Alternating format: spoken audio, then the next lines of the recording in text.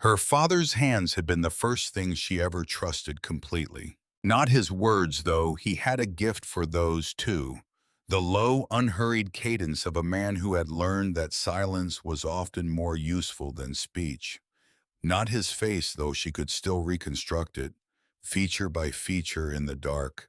The weathered jaw, the deep-set eyes, the color of old iron, the way one corner of his mouth lifted slightly when he was about to say something he thought was true and important. It was his hands she had trusted first and longest and most. John Ashworth's hands were a craftsman's record of a life lived at the edge of heat and force. The knuckles enlarged from years of gripping, the palms mapped with thin silver scars where metal had answered back. The fingernails always faintly dark at the edges, no matter how hard he scrubbed, as though the forge had left its signature on him permanently and refused to be washed away. Those hands had shown her before she could read how iron changed its nature under heat, how a bar of cold gray metal could become in the right hands with the right knowledge, something precise and purposeful and strong. She had stood beside him at the forge since she was old enough to stand without flinching from the heat. The smithy behind their house in Clearfield was not large, but it had the particular quality of spaces where real work happens. Everything in it existed for a reason. Nothing was ornamental, and the air itself tasted of coal smoke and hot metal and the mineral sharpness of the slack tub. She had learned the names of his tools not as a list to be memorized, but as a kind of litany, each one spoken with the gravity of something that mattered. The ball peen for riveting, the cross peen for drawing out, the straight peen for stretching. The names were almost musical when her father said them, and she had practiced saying them herself until they felt like her own language, a private vocabulary that belonged to the two of them and the orange world of the forge. He had taught her to read the color of metal the way other fathers taught their children to read weather or track animals or calculate crop yield. Straw yellow, peacock blue, dove gray. Each shade told you something. Each shade demanded a different response. Rush the work and the metal fights you, he told her once, his voice barely audible over the hiss of the slack tub as he plunged a finished piece into cooling water. Wait too long and it closes against you. The window is small and it is always exactly the moment you think it is not. She had been 17 when the cough took him. It started in the autumn of 1881, as the kind of cough men of his generation dismissed a dry irritation, a morning clearing of the throat, the ordinary consequence of a life spent breathing metal-laced air. By December, it had become something else. By February of the following year, the doctor from town had used the word consumption with the practiced delicacy of a man who had said it many times and had learned that there was no gentler way to say it. By April, John Ashworth was gone. He had been 44 years old. He left behind the smithy, the house, a small amount of debt, and his daughter. He left behind his tools, which had the worn and intimate quality of things that had been used daily for 20 years and knew the particular weight and rhythm of one specific pair of hands. He left behind the small cross-peen hammer, 2 pounds of hardened steel with a hickory handle worn smooth and dark from years of sweat and oil, a tool so precisely balanced that holding it felt less like gripping an object than like extending your own arm into something more capable and certain. Delia Ashworth had wrapped that hammer in oilcloth and hidden it at the bottom of her trunk before her uncle arrived. She had known even then that he would take everything else. Edgar Vane arrived from Vane Falls 4 days after the funeral, traveling in a private rail car that announced his prosperity the way a flag announces a nation. He was her father's older brother, though the two men had seemed to inhabit different categories of the same species. Where John had been made of forged smoke and iron filings and the physical certainty of a man who knew what his hands could do, Edgar was constructed of paper and ink and the smooth, frictionless confidence of a man who had never been asked to make anything with his body. He was a banker. He was a founder. He had built the town of Vane Falls from a collection of land transactions so precisely executed they bordered on art, and he wore his prosperity the way some men wear armor, not for protection, but as a statement of intent. He assessed the smithy in less than 10 minutes and declared it a poorly performing asset.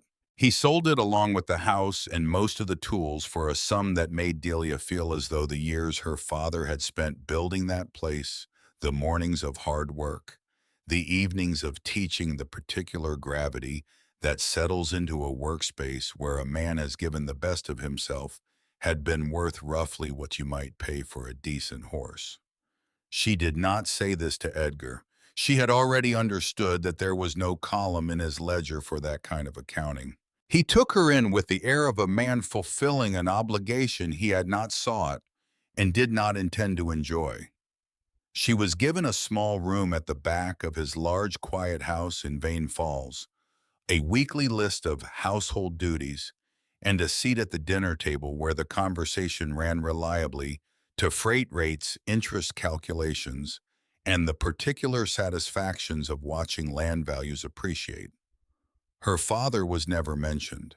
When she had raised him once carefully in the second month of her residence, Edgar had looked at her across the table with eyes the color of pewter and said without cruelty, but with the complete absence of anything warm, that her father had been a man who did not understand the world as it was.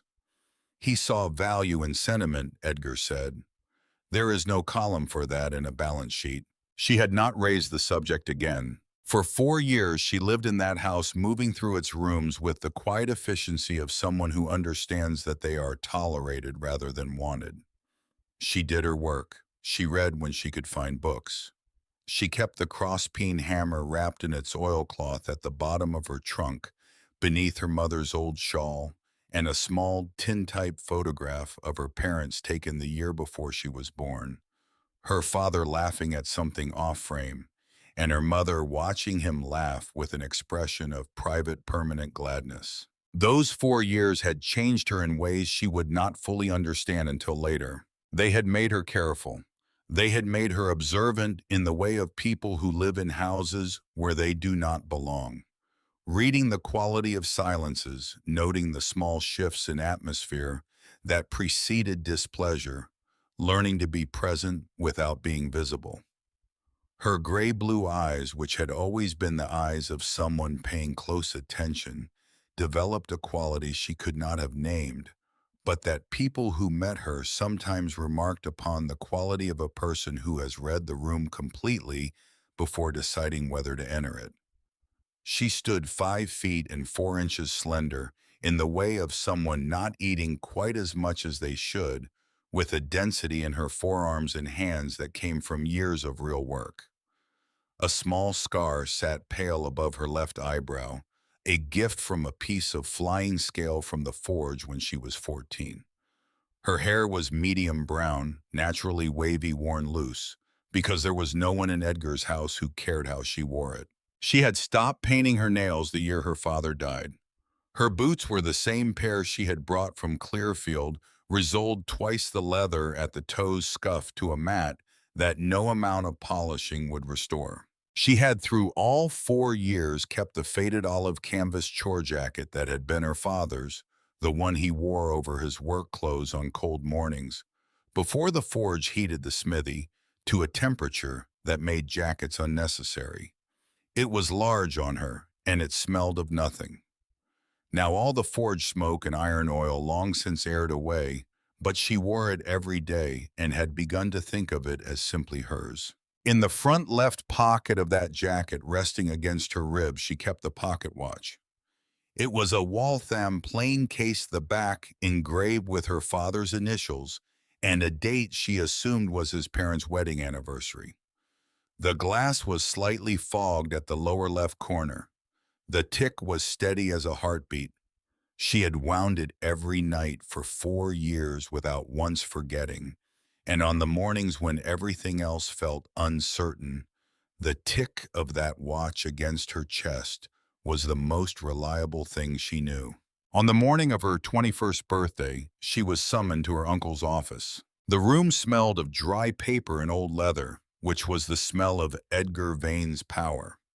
Not the power of heat and force and physical making, but the power of documentation of things written down and witnessed and notarized of the world reduced to columns that could be manipulated by a man who understood their logic. He did not ask her to sit.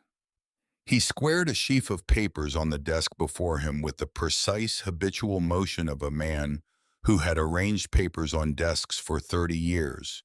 And he looked at her with those pewter eyes and began to speak in the flat administrative voice he used for transactions. He had calculated the cost of her keep. 4 years of food, lodging, and clothing itemized with the thoroughness of a man who had once spent an afternoon determining the fair market value of a forge that had belonged to his dead brother.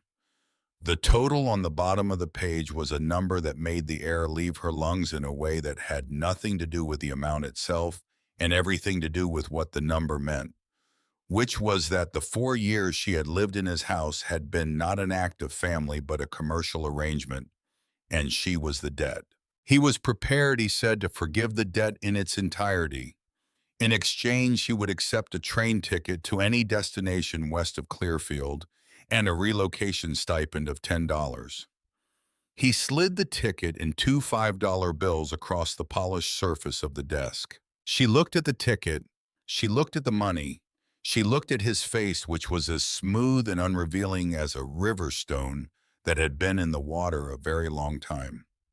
She looked for something in it, some flicker of the man who had been her father's brother, some residue of the family they had once technically shared.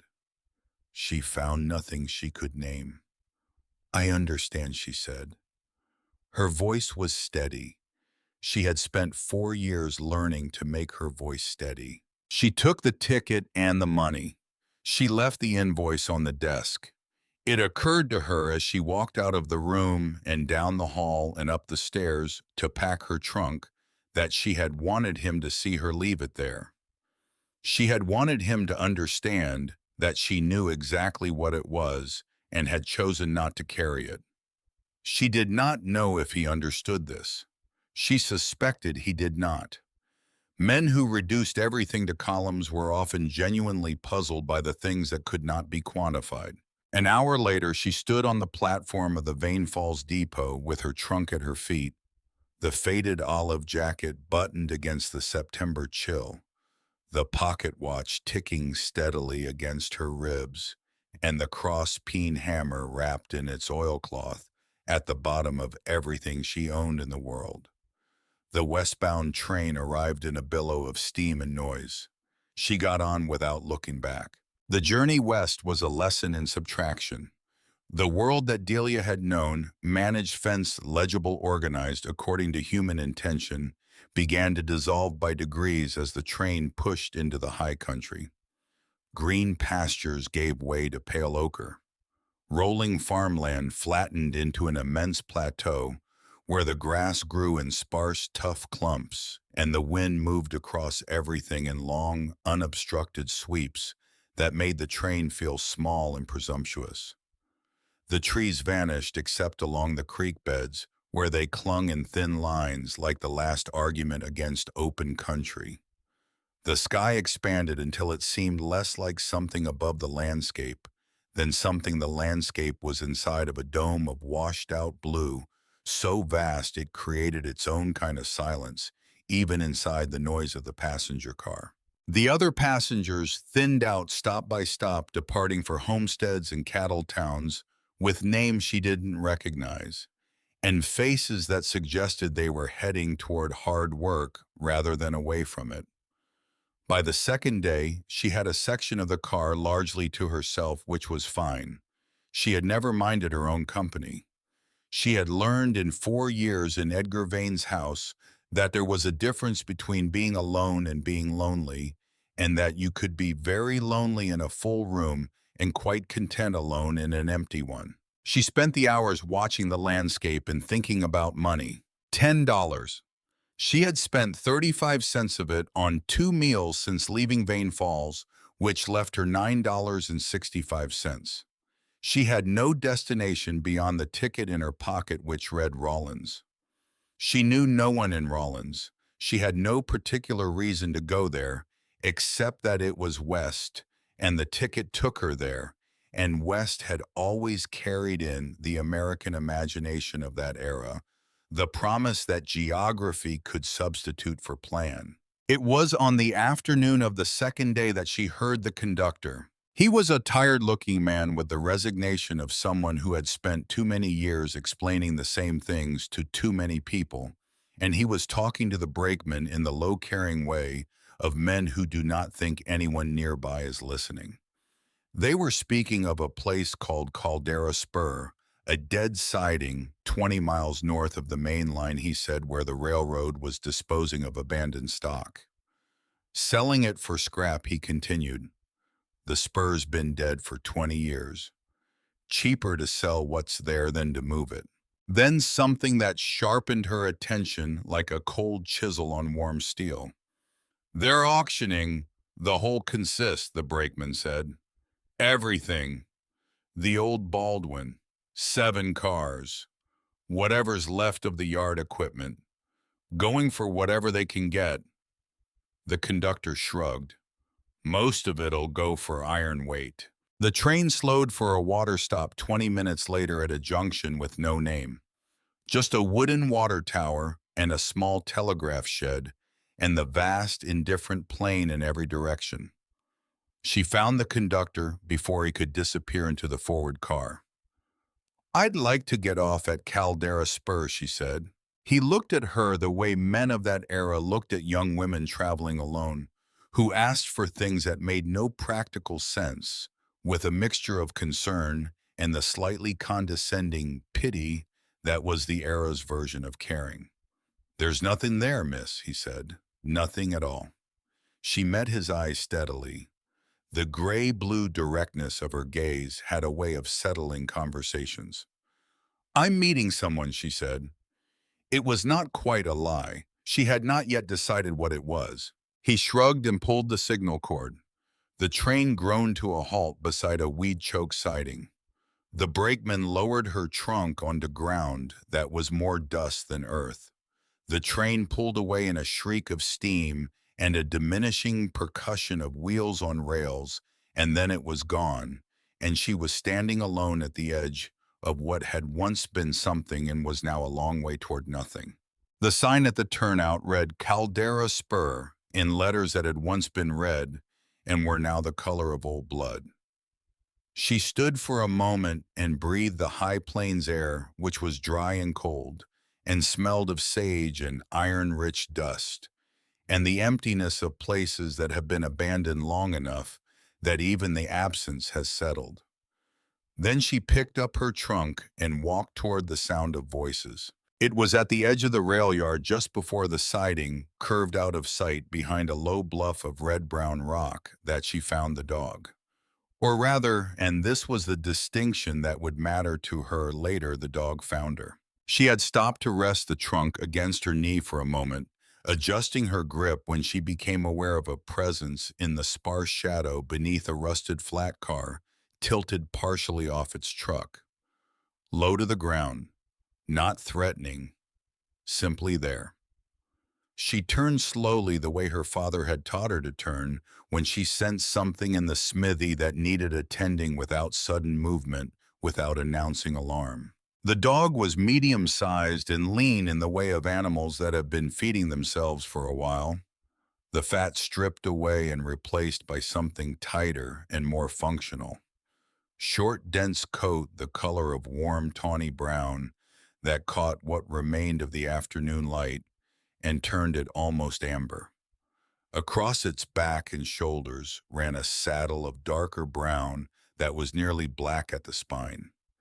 The thing that stopped her was the face, a white blaze that ran from the exact center of its forehead, straight down between its eyes, to the tip of its muzzle, so precise and clean, it might have been painted on by someone who cared about symmetry. One ear stood upright, the right one attentive as a question.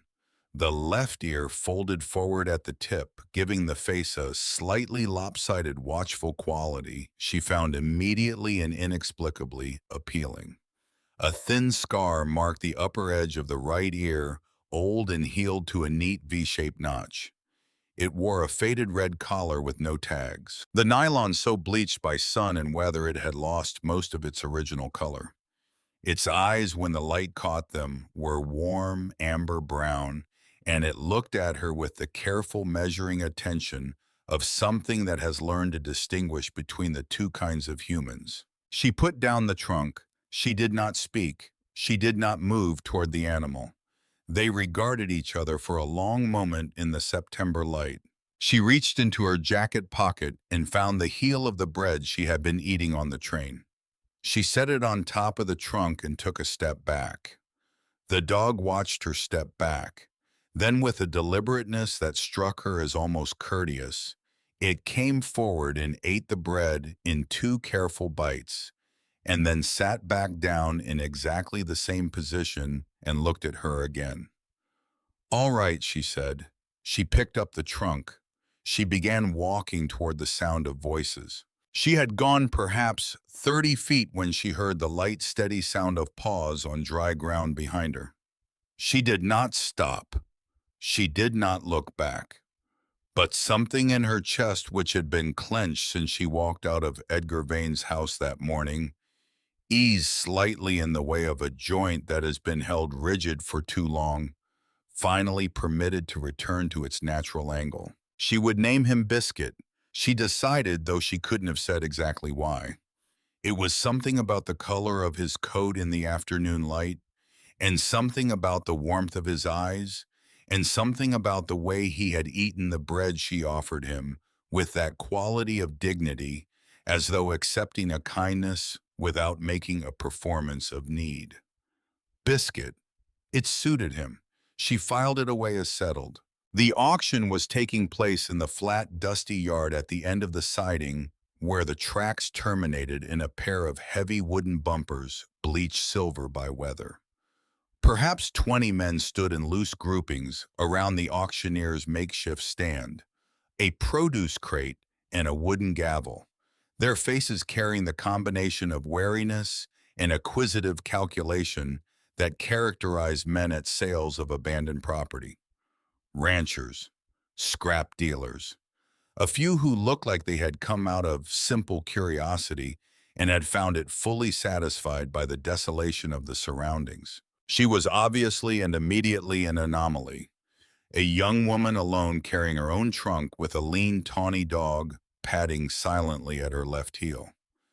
The men registered her with the sideways attention of people who notice something unexpected, but have decided for various reasons not to acknowledge it directly. She ignored them. Her attention was on the equipment. What she saw stopped her walking. She had known from the conductor's words that there was a train. She had formed a picture in her mind, a few old cars on a dead siding, weathered and ordinary. The reality was something else entirely. At the far end of the yard, where the siding curved behind the red rock bluff, and then straightened again into a long, flat stretch running toward the mountains, the Wyoming and Pacific number 11 sat in the high plains afternoon like the skeleton of something enormous that had come here to die. It was a Baldwin 460 locomotive, built perhaps in 1852, and even in its current state of advanced dissolution, it was an extraordinary object. The driving wheels alone stood nearly as tall as she did. The boiler was a long cylinder of reddish-brown rust that had consumed the original paint so completely that the metal surface now had the quality of something geological, something that had been here long enough to become part of the landscape. The smokestack still rose from the boiler, and the cab was still intact, and the brass fittings throttle housing gauge covers. The edges of the firebox door showed through the rust in dull amber gleams, like the features of a face seen through years of weathering. Behind the locomotive, stretched along the curved track in a long procession of decay and arrested time, were 7 cars. A tender. 2 flat cars tilted at slight angles where the trucks beneath them had settled unevenly into the ground. A stock car with most of its slats missing the skeleton of its walls open to the sky. A passenger car with every window gone and the interior visible from the outside, the velvet of the bench seating faded to the color of old bruises. Another flat car with a crane arm collapsed across its deck like a fallen tree. And at the very end of the consist, separated from the others by the curve of the track and partly hidden by a stand of scrub juniper that had grown up around it over decades, a single boxcar. It was this last car that held her attention. The others had clearly been opened and picked over. She could see the evidence in the flat car's stripped surfaces and the passenger car's gutted interior. But the boxcar at the end sat with the impenetrability of something that has maintained a secret for a very long time and has no intention of surrendering it. Its paint, which had once been the proud crimson of the Wyoming and Pacific line, had weathered to the color of dried rust, mottled and peeling in long strips. Unlike the other cars, its heavy sliding door was not merely closed, it was sealed. A thick, ugly bead of welded iron ran along the entire seam where the door met the frame, the work of someone who had understood what they were doing and had done it with thoroughness and permanence. Tacked to the wood beside the sealed door was a brittle, sun-yellowed sheet of paper. Lot 73, 1 Class B 40, baggage car contents, unknown, sold as is. Where is buyer responsible for removal? She stood in the afternoon light and looked at that sealed door for a long time. Biscuit sat down beside her left boot, the white blaze on his face catching the sun. His right ear stood straight. His amber eyes moved between her and the boxcar with the calm, interested attention of an animal that has decided to take the same thing seriously that the person beside it takes seriously. The auctioneer had moved down the line to the last items.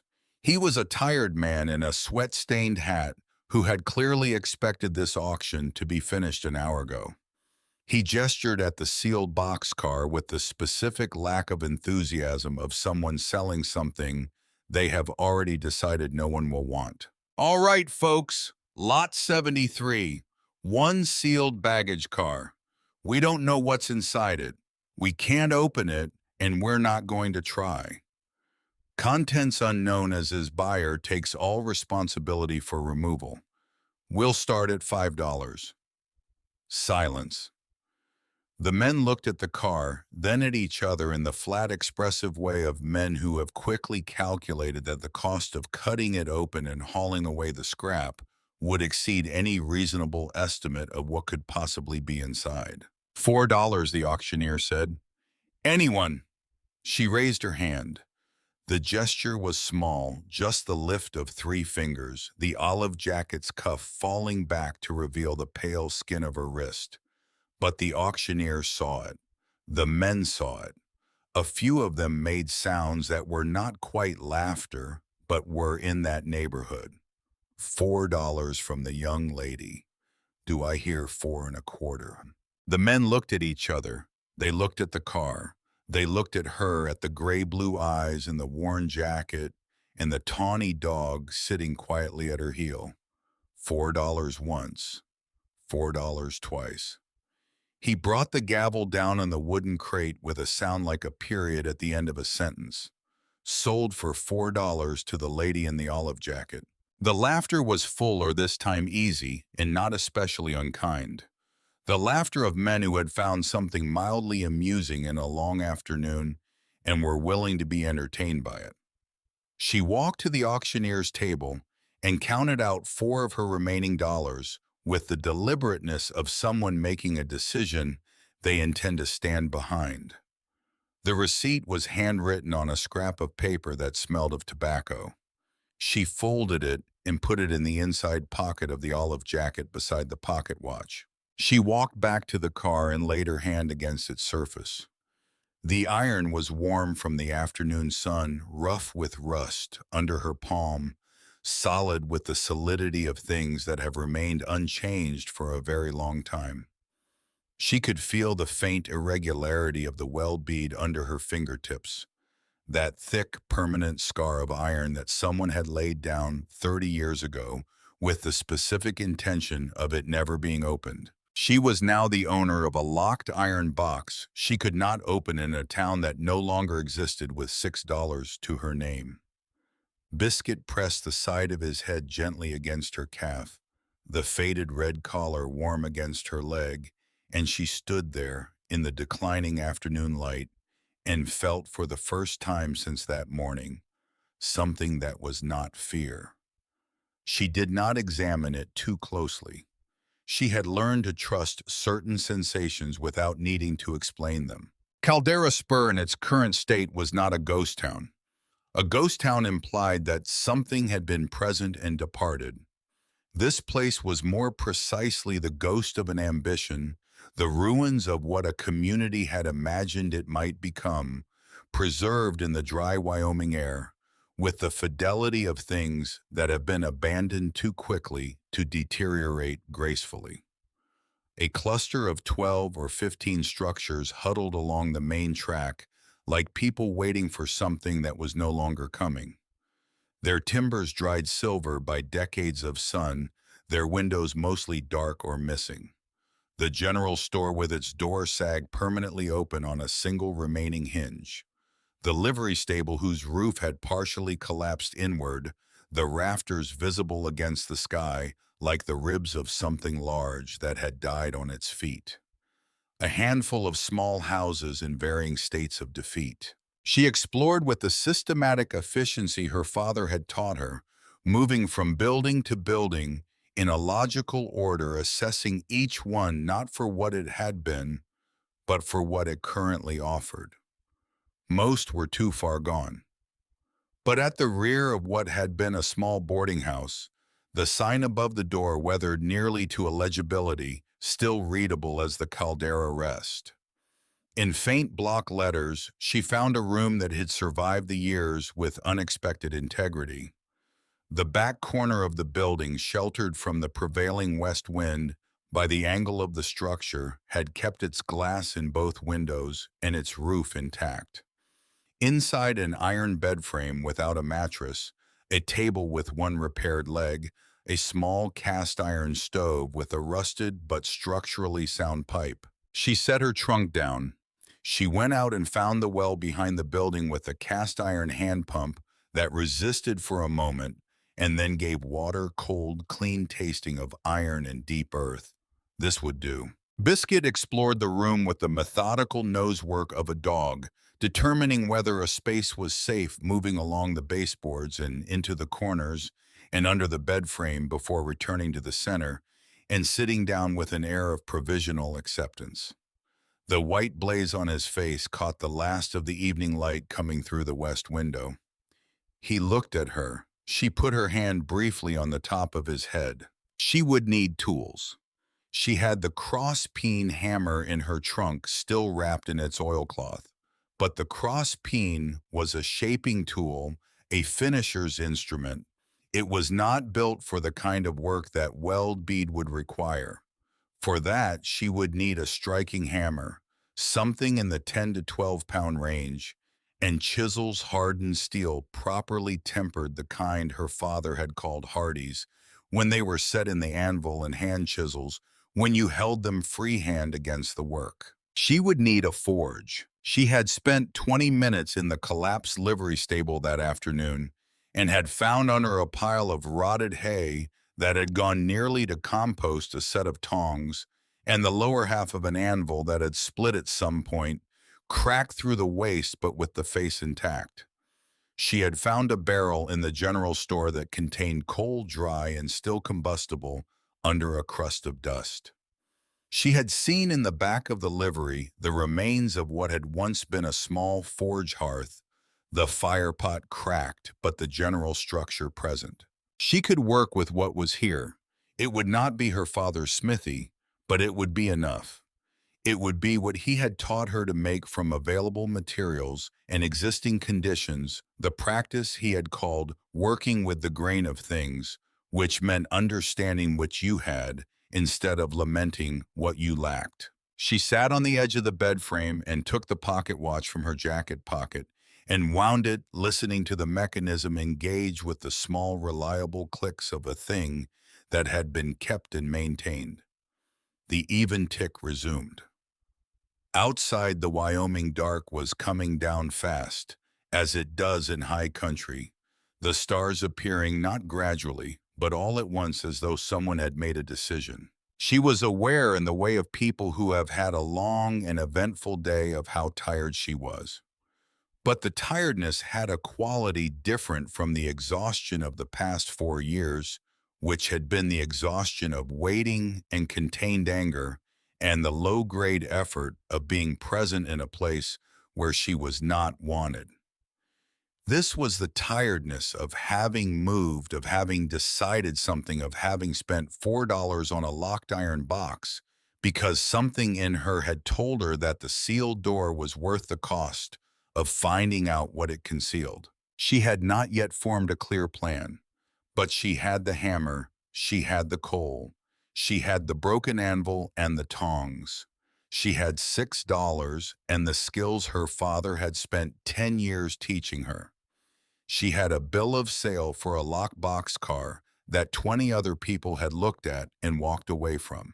And she had Biscuit, who was curled now under the bed frame with the economical grace of animals that know how to make themselves comfortable in imperfect circumstances. The faded red collar just visible in the dimness. His breathing already slowed to the steady rhythm of a creature that has decided to stay. She put the watch back in her pocket and lay down on the bare iron frame and pulled the olive jacket over her like a blanket, the pocket watch ticking against her ribs. She did not sleep immediately. She lay in the Wyoming dark and listened to the wind which moved across the spur with a low, constant sound that was almost, but not quite silence, and thought about locked doors and what it takes to open them, and about the 30 years that had passed since someone had stood in front of that sealed boxcar with a welding iron and the intention of permanence. In the morning, she would build the forge. She was still turning this over when the old man's voice came from somewhere outside, raspy and unhurried, the voice of a man who had learned that the world was best approached at a pace that allowed for proper consideration. "Bought yourself a puzzle, did you?" It was not quite a question. She sat up.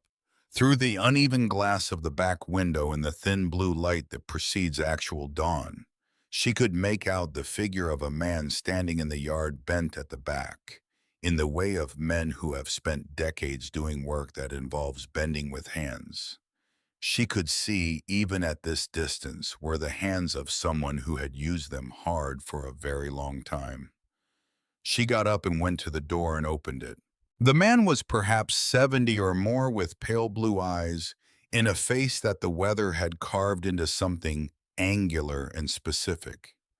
He wore a canvas coat that had been patched at both elbows and a hat that had been good once and had not quite finished being good yet.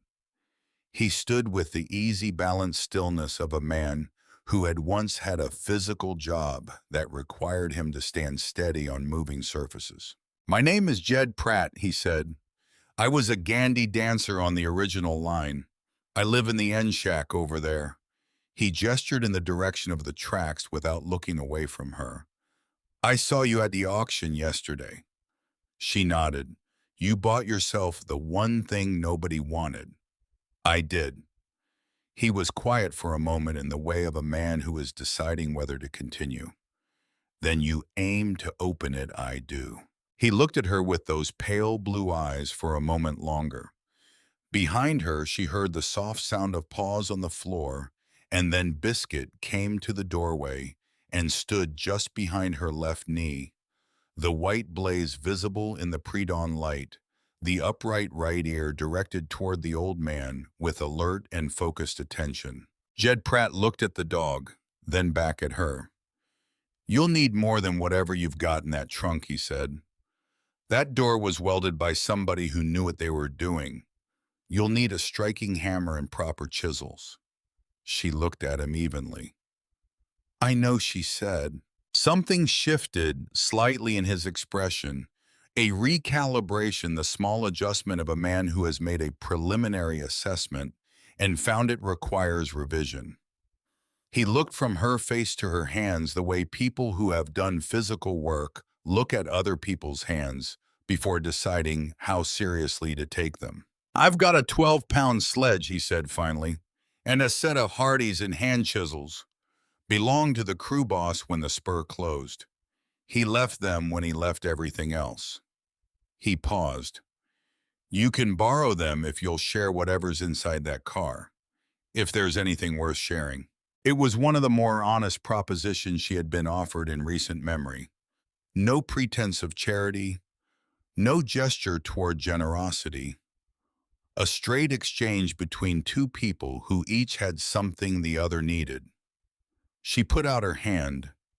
He shook it with a grip that confirmed what she had already suspected about those hands' decades of wrench work and spike driving and the accumulated physical consequence of a life spent making a railroad run. Agreed, she said. Jed Pratt nodded once with the finality of a man who does not need to revisit decisions once they are made. He looked at the sky, which was beginning to go orange at the eastern edge. Sunrise in about 20 minutes, he said. He turned and walked in the direction he had come from, without further ceremony. I'll bring the sledge, he called back without turning. You get that forge going. She watched him go. Behind her, biscuit made a low sound that was not quite a growl and not quite anything else, the sound of a dog that has rendered a provisional verdict on a new acquaintance and found it acceptable but worth monitoring. She reached down and briefly touched the spot between his upright ear and his folded one. All right, she said. Let's get the fire lit. The work began that morning and continued for 3 days. She rebuilt the forge hearth in the shell of the livery stable, working with what was present: the cracked fire pot, the barrel of coal, a length of pipe she found under the collapsed section of roof that could be rigged for a basic bellows draw. It was not her father's forge. It was a field expedient, the kind of improvised setup she had learned to construct in his smithy on the occasions when the proper equipment was unavailable and the work still needed doing. It would serve. Jed arrived the first morning with the 12-pound sledge on his shoulder and the canvas roll of chisels under his arm, moving with the deliberate economy of a man who has learned to conserve effort over a lifetime of hard physical work. He watched her set up the forge in silence, and she was aware of the quality of his attention. Not skeptical exactly, but reserved the attention of someone who is withholding judgment until they have sufficient evidence to form one. She took the cross peen from the trunk, unwrapping it from the oilcloth with the care she had always given it, and set it on the edge of the anvil. The hickory handle was dark from years of her father's hands, and in the years since her own. He looked at the hammer for a moment. Then your father? She nodded. Blacksmith Railroad. Blacksmith. Clearfield. He considered this. Then he picked up the sledge and tested its balance and said nothing further, and they went to work. The approach was what her father had taught her. You did not break a good weld with brute force. You persuaded it. You found its grain, the specific line along which the material had been fused, and you applied heat to open it and force to follow the opening. And you worked in that sequence with patience and precision until the thing gave way, not from being overwhelmed, but from being properly understood. She heated the chisels in the rebuilt forge hearth, reading the color of the steel, the way her father had taught her straw yellow for the first temper, watching for the precise peacock blue moment before plunging to the slack tub. Jed drove the sledge. She held and directed the chisel, placing it at angles she had thought out carefully before the blow landed. Clang! a small groove appeared in the weld bead. Clang. The groove deepened, the iron beginning to separate along the fuse line. They worked in the rhythm of old and practiced partnership, which was surprising given that they had not worked together before, but perhaps not surprising given that the work itself was old and had its own demands, and people who understood those demands fell naturally into the same patterns regardless of their history with each other. On the second day, Jed watched her reheat a blunted chisel and reshape the edge with her father's hammer. 3 precise blows, angled exactly right, restoring the geometry of the cutting edge without overworking the metal. He watched without speaking. Then after a moment, "You've held a hammer before." "My father was a blacksmith," she said. She kept her eyes on the chisel. "He taught me." Jed was quiet for a while after that. When he spoke again, it was to ask about John Ashworth, and she told him what there was to tell, and he listened with the full, unhurried attention of someone who values what he is hearing. He had known railroad blacksmiths. He had worked beside men like her father. There was a respect in his voice when he spoke of the trade that was specific and grounded, not the general appreciation people extend toward things they don't understand. On the third day, late in the afternoon, with Biscuit lying in the shade of the livery's remaining east wall, and Jed's shoulders trembling with the accumulated effort of 3 days of heavy swinging, the weld bead cracked. The sound it made was different from the regular clang of the chisel, lower resonant, a sound that traveled through the iron of the car rather than just across its surface. She heard it and felt it at the same moment, the feeling moving through the handle of the chisel she was holding into her palm and up her arm like a word. She found the pry bar they had salvaged from the general store and worked it into the crack along the door seam, and Jed put his weight against the long end of it, and the iron groaned with the voice of something that has held its position for 30 years and is being asked finally to reconsider. The door moved. A sound came out of the car that she had not expected, not a rush of air exactly, but a kind of exhalation, the way a room sounds when it has been closed for a very long time and is finally permitted to breathe.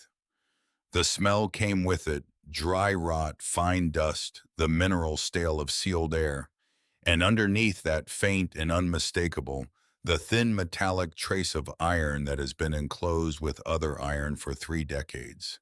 They let it breathe. Jed lit the lantern he had brought from his shack.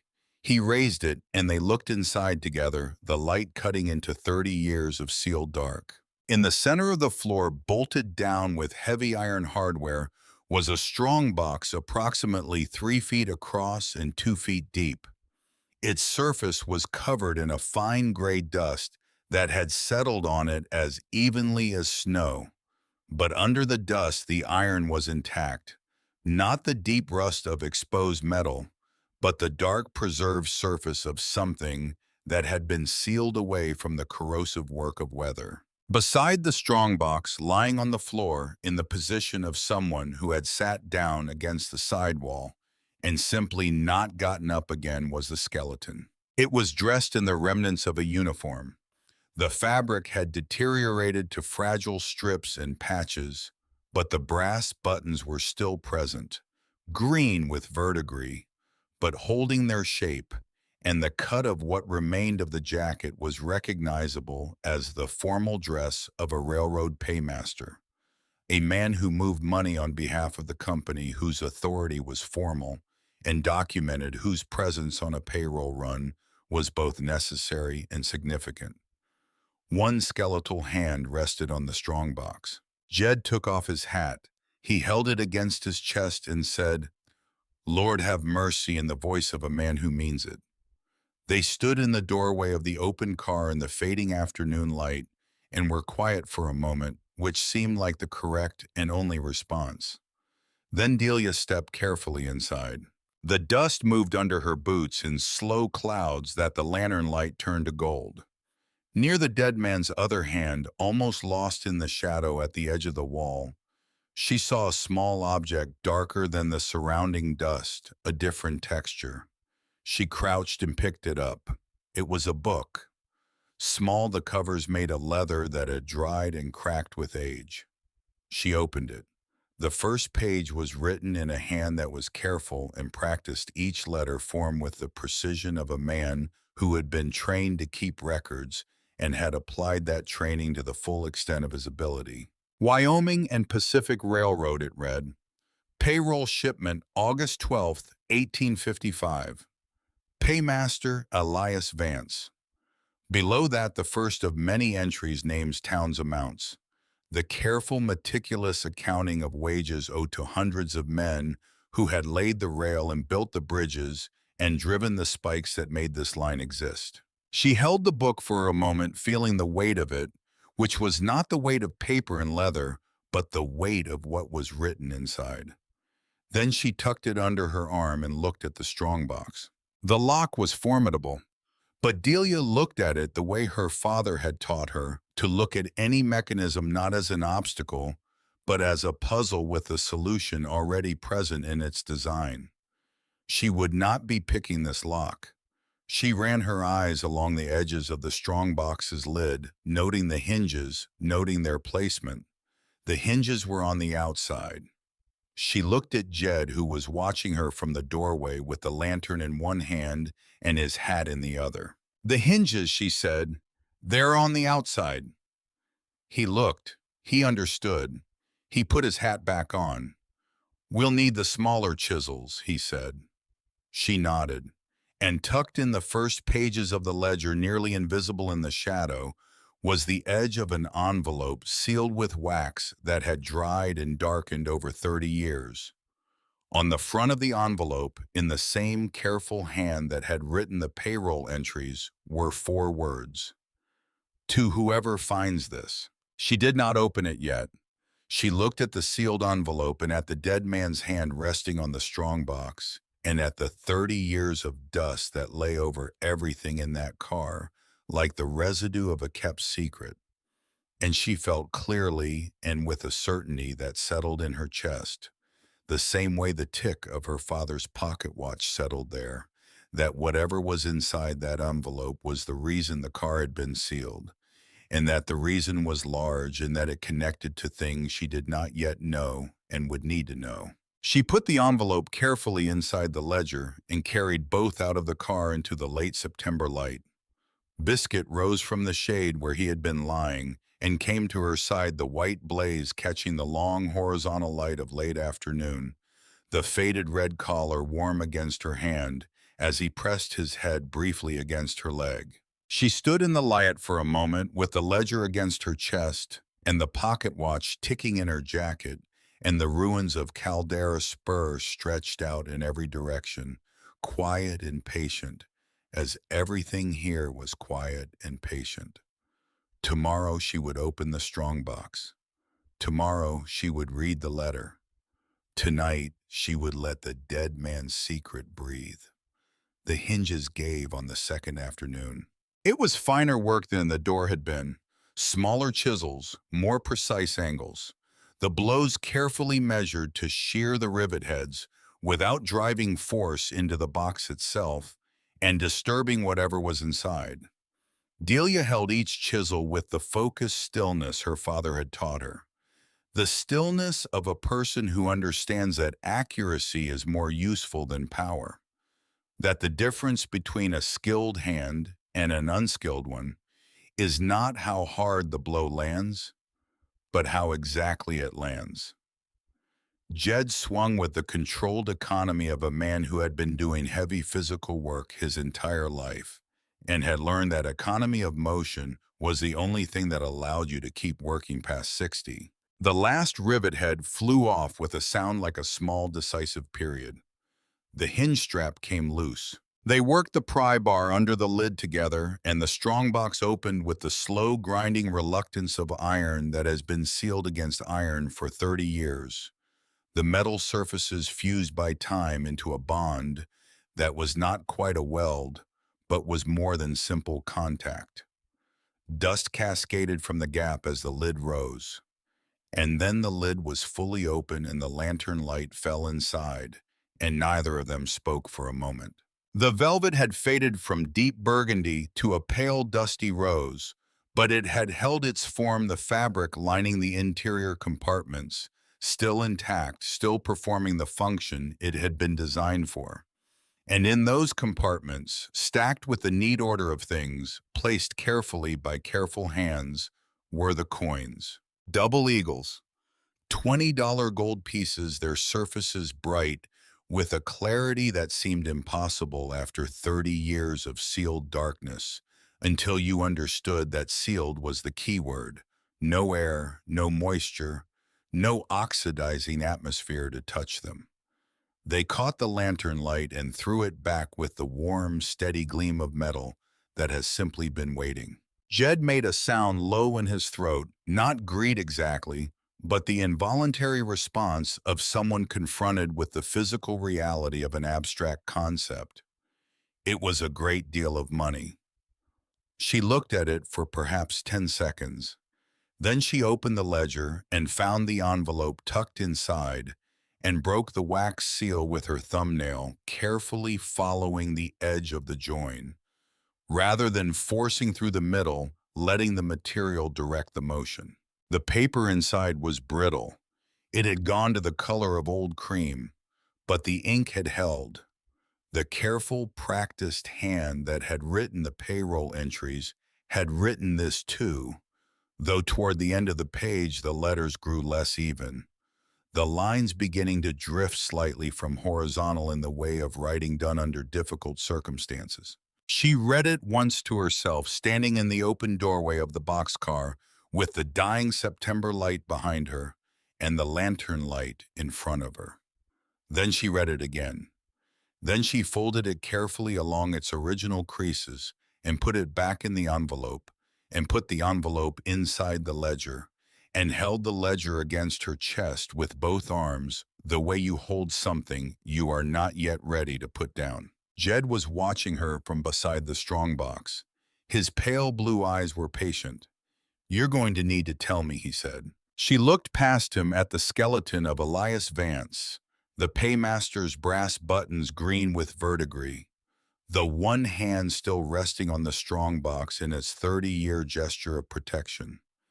She thought about what it meant to die in a sealed iron box with a truth you could not deliver, and whether the man who had done it had known in those last hours whether the truth would outlast him. She thought it was possible he had hoped, and that hope was sometimes the only thing left. She turned back to Jed. "I need Martha Goss," she said. Martha Goss lived in the house on the western edge of the old settlement that was the best-maintained building in Caldera Spur, which was not saying a great deal, but was saying something. She was a widow in her late 60s, broad-shouldered and economical in her movements, with the self-possession that comes to women who have outlived difficulty and learned to take their own counsel. She had lived in Caldera Spur through its brief prosperity and its long, slow dissolution, and had stayed when everyone else left, which was either stubbornness or wisdom, depending on how you looked at it. She had known the spur in its working years. She had known the families who had lived and worked here. She carried the community's memory the way old land carries the memory of what grew on it in the texture and composition of everything that came after. Jed went for her. Delia waited on the boarding house steps with the ledger in her lap and Biscuit pressed against her left side, his warmth substantial and steady. The white blaze on his face was the brightest thing in the growing dusk. She put her hand on his back and felt the rise and fall of his breathing, and tried to organize what she knew into a sequence that was manageable. Martha arrived with a pot of coffee and a loaf of bread she had apparently been in the middle of making when Jed came to her door, and she entered the boarding house room with the decisive practical efficiency of a woman who has brought sustenance to difficult situations before, and understands that difficult situations are made marginally more manageable by the presence of something hot to drink. She set everything on the table. She poured. She looked at Delia across the steam rising from the cups. "Show me," she said. Delia opened the ledger. She read Elias Vance's letter aloud, her voice keeping the evenness she had trained into it over 4 years in her uncle's house, the words coming out in the careful, measured sequence the paymaster had put them down in 30 years ago. His account was precise in the way of men who keep records for a living and apply that precision even to the recording of their own undoing. The night of August 12th, 1855. The train stopped at Halcyon Junction 20 miles east of Caldera Spur by men in masks, the paymaster's growing certainty as he sat in the locked boxcar and listened to the voices outside that this was not what it appeared to be. The quality of the organization, the foreknowledge evident in the timing and location. And then the voice of the man directing the operation clear above the others, when he stopped modulating it, and the recognition that followed it like a key turning in a lock. That voice belonged to Edgar Vane, Vice President of Land Acquisition, Wyoming and Pacific Railroad, the man who had come to the spur with promises of prosperity in the years before the line died. The man who had used the capital from the stolen payroll, the wages of hundreds of men who had built the very rail he was traveling on to acquire the land that the railroad's own expansion had made valuable, purchasing it cheaply in the name of shell companies while the railroad lurched toward bankruptcy from the loss of operating capital it did not know how to account for. The man who had used those land holdings as the foundation of a town that bore his name. The man who was Delia Ashworth's uncle. The room was quiet when she finished reading. Jed had his hat in his hands. He turned it slowly by the brim, the gesture of a man processing something that requires physical motion to absorb. Martha had both hands wrapped around her coffee cup, not drinking, her eyes fixed on the middle distance, with the expression of someone who is fitting a new piece into a picture they have been carrying incomplete for a very long time. "I remember him," Martha said at last. Her voice was low and had a quality in it that was not quite anger and not quite grief, but was in the territory between them, where the two emotions meet in people who have had a long time to feel both. "He came through here twice before the spur closed. A man in a very good suit. He shook hands and promised things. He said this valley would be the next Denver." She stopped. "He said the line would bring prosperity to everyone here." Jed looked at the ledger, at the list of names on the open page. His gnarled index finger moved along the column without quite touching the paper, as though the names were fragile. "I knew some of these men," he said quietly. "Good men. Engineers. Section foremen. Gandy dancers I worked beside. They were told the payroll was robbed. They were told the railroad was going under. They were sent home with a fraction of what they'd earned." He looked at Delia. "Your uncle didn't just steal money," he said. "He stole the future of every person who ever lived here." She had known this in the abstract from the moment she read the name in the letter. But hearing Jed say it in that quiet voice, looking at the list of names that had become real to him in the way that names become real when they are attached to faces and mornings, and the sound of a specific man's laugh, she felt it in a different part of herself. The part that was also the daughter of a man who had worked with his hands his entire life and died at 44 with nothing to show for it, but a craft he had passed on and a hammer worn smooth by years of honest use. She let the feeling settle without speaking. Then she said, "We don't go to the law." Martha looked at her. Jed looked at her. She kept her voice even. "Edgar Vane has had 30 years to build his position. He has lawyers and influence and the kind of credibility that comes from being the founding figure of a prosperous town. If I walk into a sheriff's office with a ledger and a dead man's letter and tell them that one of the most powerful men in this territory orchestrated a robbery 30 years ago.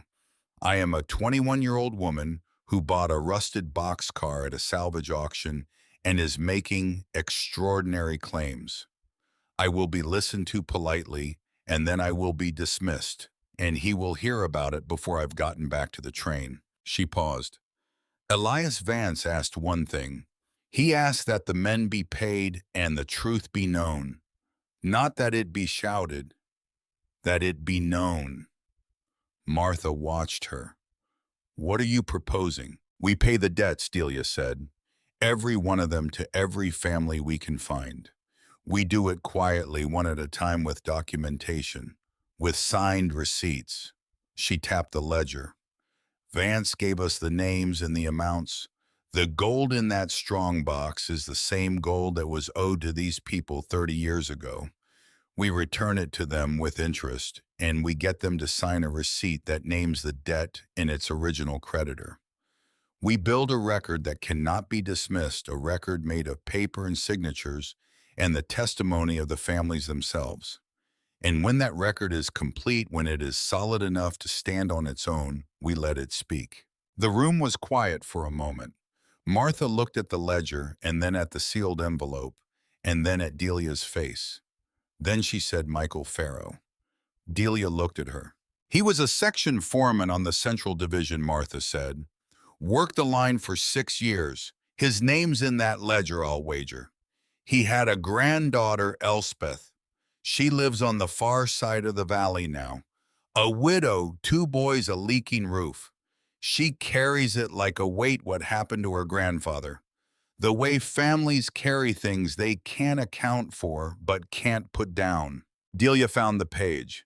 Michael Farrow, Section Foreman, Central Division. Wages owed for the summer season of 1855. The amount was $180. She ran the calculation she had been constructing in her head since she first read the letter. 30 years of simple interest at the rates her uncle himself had charged his own borrowers, the irony of which was not lost on her, and arrived at a figure she wrote in her own small notebook. "This is where we start," she said. They went the next morning, the 3 of them in the wagon Martha kept behind her house with a sway-back bay mare that was old and deliberate in her movements, but perfectly sound. Biscuit rode in the wagon bed, the faded red collar a bright note against the weathered wood, his upright right ear turning towards sounds along the track that the humans registered only as wind. The valley in the early morning was the color of pale gold and sage.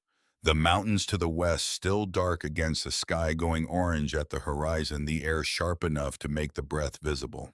Elspeth Farrow's cabin sat at the end of a rutted track off the valley road, a small weathered structure that was clearly the home of a woman who put her resources into function and had nothing left for anything else. The roof on the north side had been patched with scrap lumber that didn't quite match. The garden beside the house was well tended but spare.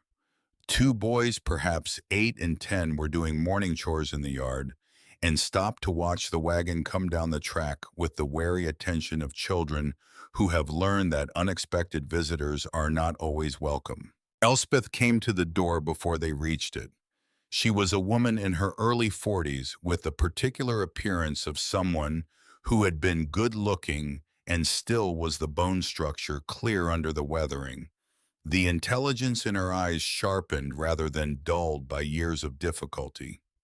She looked at the wagon. She looked at Delia.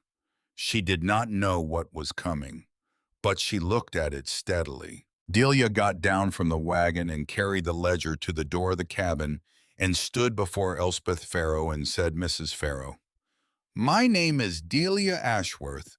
We've come on behalf of the Wyoming and Pacific Railroad. We're here to settle a debt owed to your grandfather, Michael Farrow, for his work as section foreman in the summer of 1855. Elspeth looked at her for a moment without speaking. Then the railroad went bankrupt. The payroll was robbed. That was the story, Delia said carefully. The payroll was not robbed. It was misplaced. She opened the ledger to the page with Michael Farrow's name, and it has been recovered. She placed a small, heavy canvas bag on the table just inside the door. The coins inside made a sound that was unmistakable, solid, and certain the sound of something real. Elspeth looked at the bag. She looked at the ledger at her grandfather's name written in Elias Vance's careful hand 30 years ago. She looked at Delia. This is what he was owed, Delia said, with interest. The silence that followed was not the silence of shock exactly. It was the silence of a woman encountering the confirmation of something she has believed for a very long time and has been told quietly and persistently to stop believing. Elspeth's grandmother had told the story until she died. Her mother had carried it afterward more quietly, and Elspeth had carried it most quietly of all because she had two sons and a leaking roof and a world that rewarded the practical over the grieving. Her hands were trembling when she opened the bag. She did not count the coins. She looked at them for a moment, and then she looked up, and her eyes were bright in the way of people who are not going to cry, but who are standing very close to it. He always said they were cheated, she said. Her voice was level, but the words were not quite. My grandmother died believing it. Before they left, Delia put a receipt on the table, a simple document she had drawn up the night before by lantern light stating that Elspeth Farrow had received the wages owed to Michael Farrow, section foreman, Wyoming and Pacific Railroad, summer season 1855, plus accrued interest in full. She showed Elspeth where to sign. Elspeth read it once and signed it without hesitation. Another piece of paper, to set against the empire of paper that Edgar Vane had built his life upon. The news of that payment moved through the valley in the way that news moves in places where people are few, and distances are long, not fast, but with complete coverage. Within a week, when Delia and Jed made their second visit to the grandson of a stonemason who had worked the bridge foundations along the Central Division, the man had already heard the outline of the story from Elspeth's cousin and was waiting for them. He signed the receipt without a word and accepted the payment with a solemn gravity that told her the money was important, but not as important as the signing. The third payment went to a woman in her 50s who had been running a small bakery in the market town of Garnett, 12 miles to the east. Her father had been a brakeman on the Wyoming and Pacific, owed 2 seasons of wages when the company collapsed. She listened to Delia's explanation with her arms crossed and her expression neutral in the manner of a woman who has learned to be careful about things that seem too good to be true. But she looked at the ledger, and she looked at her father's name in 30-year-old ink, and something in the set of her shoulders changed. She signed. She accepted the payment. She looked at Delia across the counter of her bakery with an expression that contained somewhere in it the quality of something that had been waiting a long time to be put down. At each stop, the receipt was signed. At each stop, the stack of documentation grew. Delia kept them all in a leather case she had purchased in Garnett for 30 cents careful and ordered each receipt dated and noted in her own account book. It was the closest thing she had to a weapon, and she was building it with the patience and precision her father had taught her for building anything that needed to last. The gold in the strongbox diminished by careful measure. The record in the leather case grew. And in Vane Falls, 100 miles to the east, the whispers arrived. They came the way whispers always come to powerful men, not as a formal report, not as a direct communication, but as an accumulation of small, individually dismissible pieces of information that become impossible to dismiss in aggregate. A freight hauler mentioning something he had heard in Garnett about a woman paying old railroad wages in gold. A traveling merchant remarking on a strange story out of the Caldera Valley.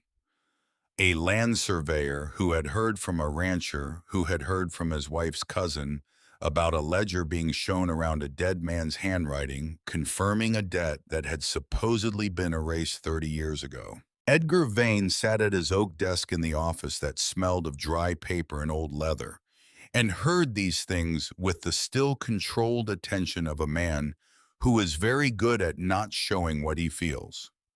His hands rested on the desk surface with their usual steadiness. His face maintained its smooth, unreadable quality. But his mind was doing something that it had not done in 30 years. He had known always that a risk existed. You could not commit a crime of that scope and complexity and believe yourself entirely beyond consequence. Not if you were honest with yourself. And Edgar Vane, whatever his considerable failings, had always been honest with himself about the mechanics of risk. The sealed boxcar had been the one element he could not control. He had known about it. He had known about Elias Vance's refusal to open the door, the paymaster's inexplicable decision to entomb himself rather than surrender the payroll. He had sent men to find the car in the weeks after, and then again 2 years later when the spur was formally abandoned, and they had not found it, had searched the listed sidings and the mapped branches, and come back with nothing, which he had eventually concluded meant that Vance in his final hours had managed to direct the car onto a spur so minor it had not been formally mapped. He had over the years arrived at the conclusion he needed to arrive at. The car was gone. The ledger was gone. The evidence was gone. The paymaster had died alone in a sealed iron box on a forgotten branch of a dead railroad, and the truth had died with him. He had been wrong. And the person who had found it, who had bought it for $4 at a salvage auction, who had opened it with skills no one would have credited her with, who was now systematically and without apparent hurry using its contents to construct a record of his crime with the patience of a blacksmith. Working a long and difficult piece was the girl he had handed a train ticket and $10 and sent west 3 weeks ago, his own brother's daughter. He sat with this for a long time. He understood with the analytical clarity that had always been his strongest and most dangerous quality that his options were limited in a way they had never been before. He could not attack the payments directly without drawing attention to why the payments disturbed him. He could not discredit the ledger without explaining how he knew so specifically what the ledger contained. He could not challenge Elias Vance's letter without putting Elias Vance's letter in front of people who had not yet read it. Every move he could make in the direction of suppression would require him to acknowledge the thing he was trying to suppress. He called his lawyers in. What he constructed with them over 3 sessions was a legal strategy built on property law and the ambiguities of salvage, a claim that the contents of the boxcar as property abandoned on railroad land remained in some technical sense the property of the railroad's successor interests, which he had quietly positioned himself to represent through a series of transactions over the preceding decade. It was not a strong argument. He knew it was not a strong argument, but it was an argument made of paper, and paper was the medium in which he had always been most fluent, and sometimes a weak argument stated with sufficient legal precision could accomplish more than a strong argument stated plainly. He sent the filing to the territorial court, then he waited. Delia received the legal notice on a Tuesday, delivered by a writer from Garnet, who handed it over with the neutral expression of a man who delivers difficult news for a living and has learned not to have opinions about the content. She read it twice at the boarding house table with Jed across from her and Martha beside him, and Biscuit pressed against the left side of her chair, the faded red collar against her calf, his warmth a steady constant. She set the papers down. Her uncle, she said, has filed a claim against the contents of the boxcar. He's arguing they belong to the railroad's successor interests, which he claims to represent. Jed's expression was dark. Can he win that? She was quiet for a moment, thinking through the structure of the claim with the same methodical approach she brought to any mechanical problem, not reacting to the immediate impression, but following the logic to where it led. Then not if the record is complete enough that no court can look at it without looking at everything else. He's betting that his lawyers can obscure the origin of the gold. We're going to make sure the origin is the only thing anyone can see. Martha was looking at the legal notice with the expression she sometimes wore when she was accessing something from the long memory she kept. After a moment, she said, Agnes Dorset. Delia looked at her. She lives at the county home in Garnet, Martha said. She's in her early 40s now.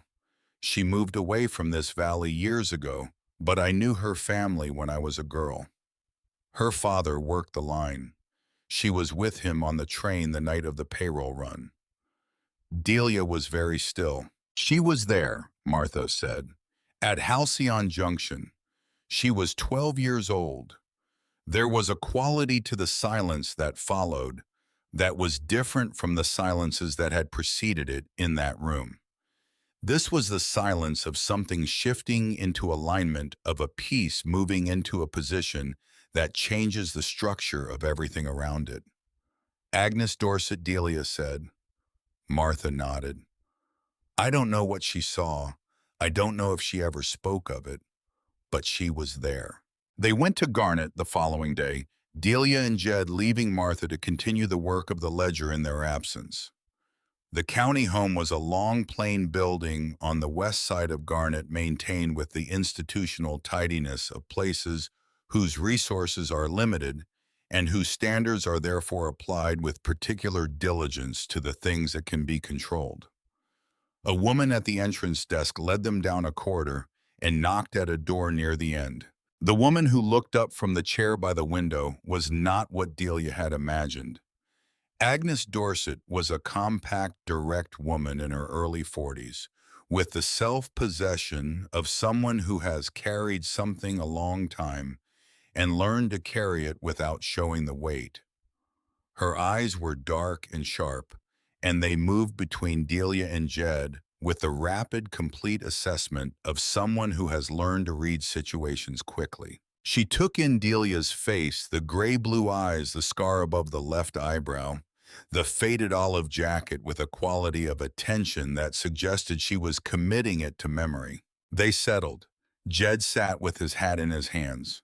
Delia explained carefully why they had come: the boxcar, the ledger, the letter, the payments being made to the families whose names Elias Vance had recorded. Agnes Dorset listened without interrupting, the kind of attention that tells you the person across from you is taking what you say seriously enough not to divide their concentration. When Delia finished, there was a silence. Then Agnes Dorset said, I was 12 years old. Her voice was steady. My father was a fireman on the locomotive, she continued. He brought me with him, sometimes on the runs. My mother had died the spring before, and he didn't like leaving me. She stopped, looked at the window. The night they stopped the train at Halcyon Junction, I was in the cab. When the men came, my father told me to get under the coal tender and stay quiet. So I did. Her hands were folded in her lap. They were very still. I was small, she said. Children are invisible in ways that adults forget.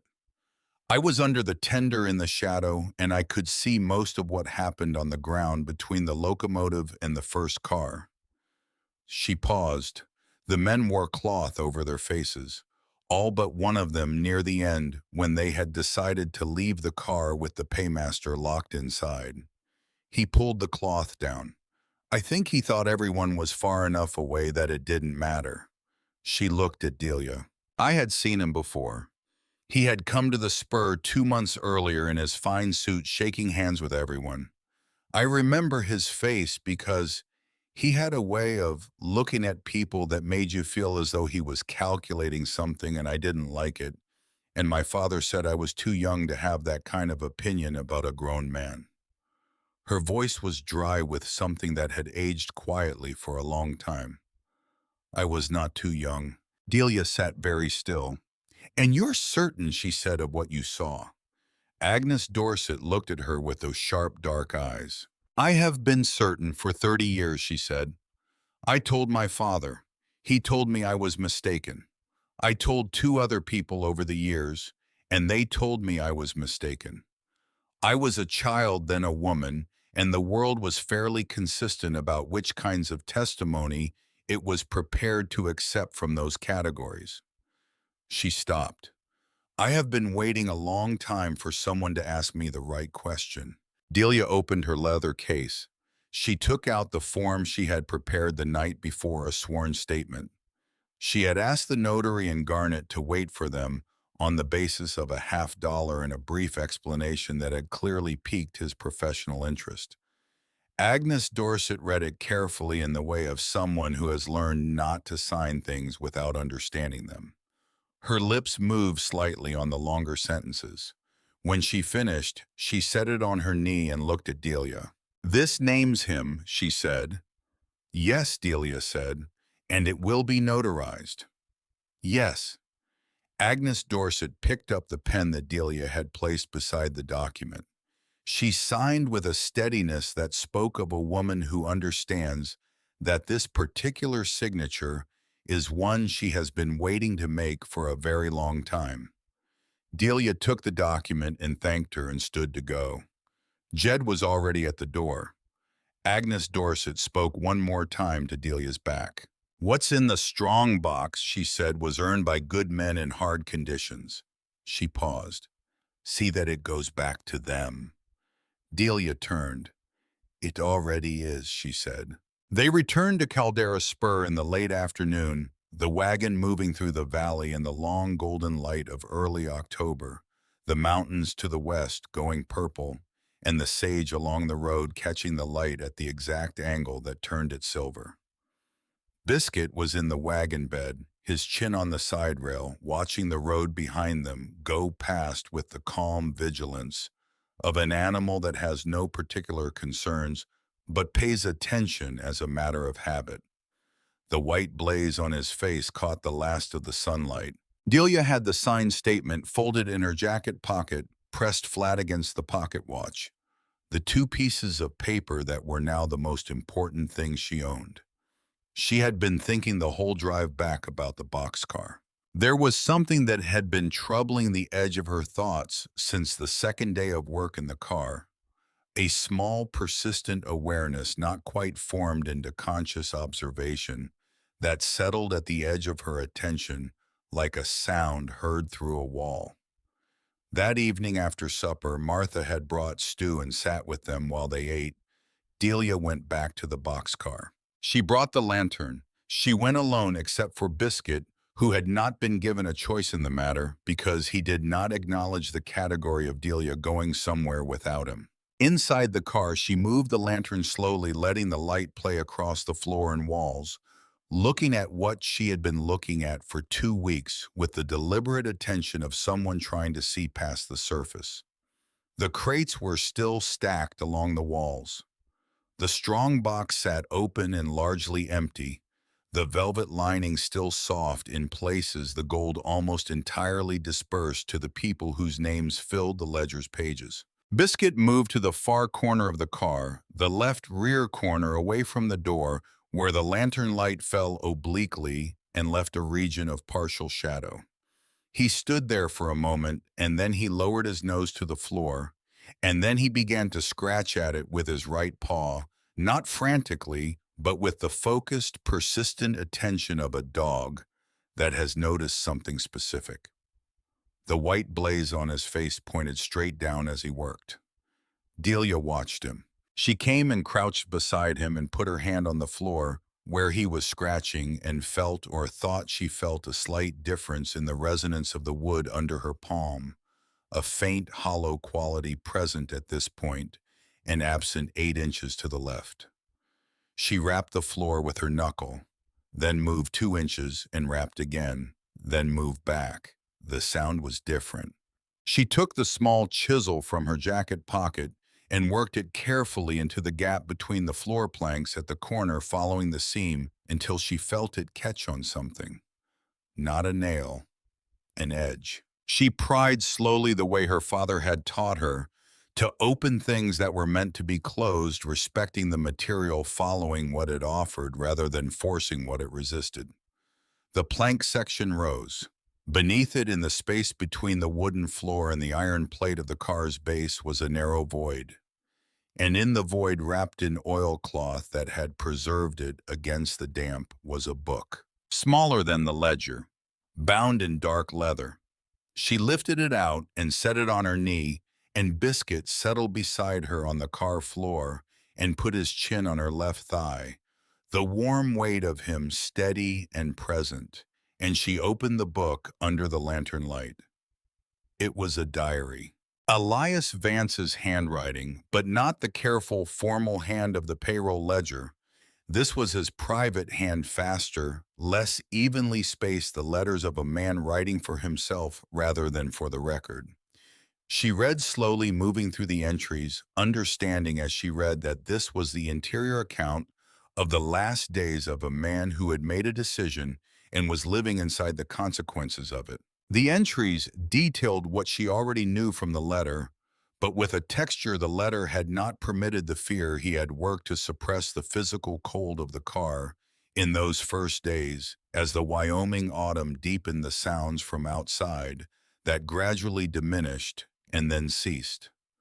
The precise, meticulous mind working through the mathematics of his situation and arriving repeatedly at the same conclusion: he was not going to walk out of this car. He had written it plainly. He was a man who dealt in facts. But on the second to last page, in handwriting that was the least steady of all he had written about the telegraph, she read the passage twice to be certain she understood it. On the night of August 15th, 3 days after he had sealed himself in, while he still had enough strength to work, he had done something she had not known was possible.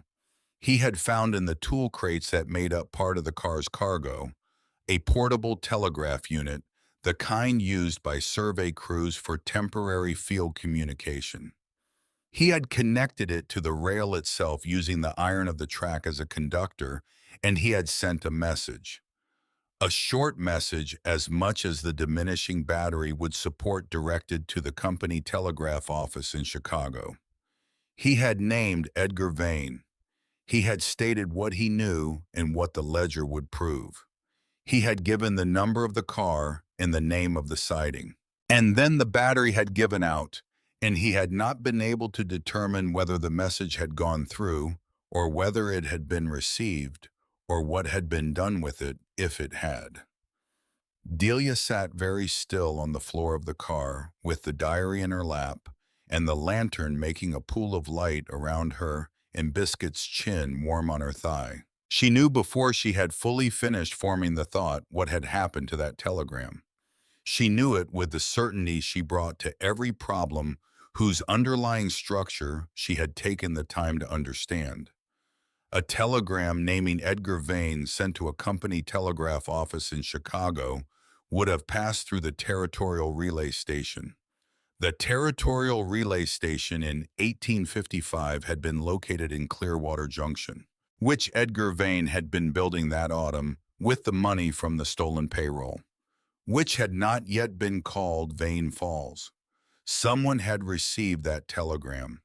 Someone had decided what to do with it, and that someone had been or had been working for the man the telegram named. She looked at the last entry in the diary. The handwriting was barely legible, thin, unsteady, the letters spaced unevenly, as though formed by a hand conserving its remaining strength for each individual mark. The last line read, "I sent the truth. Whether it arrived, God knows, but it was sent."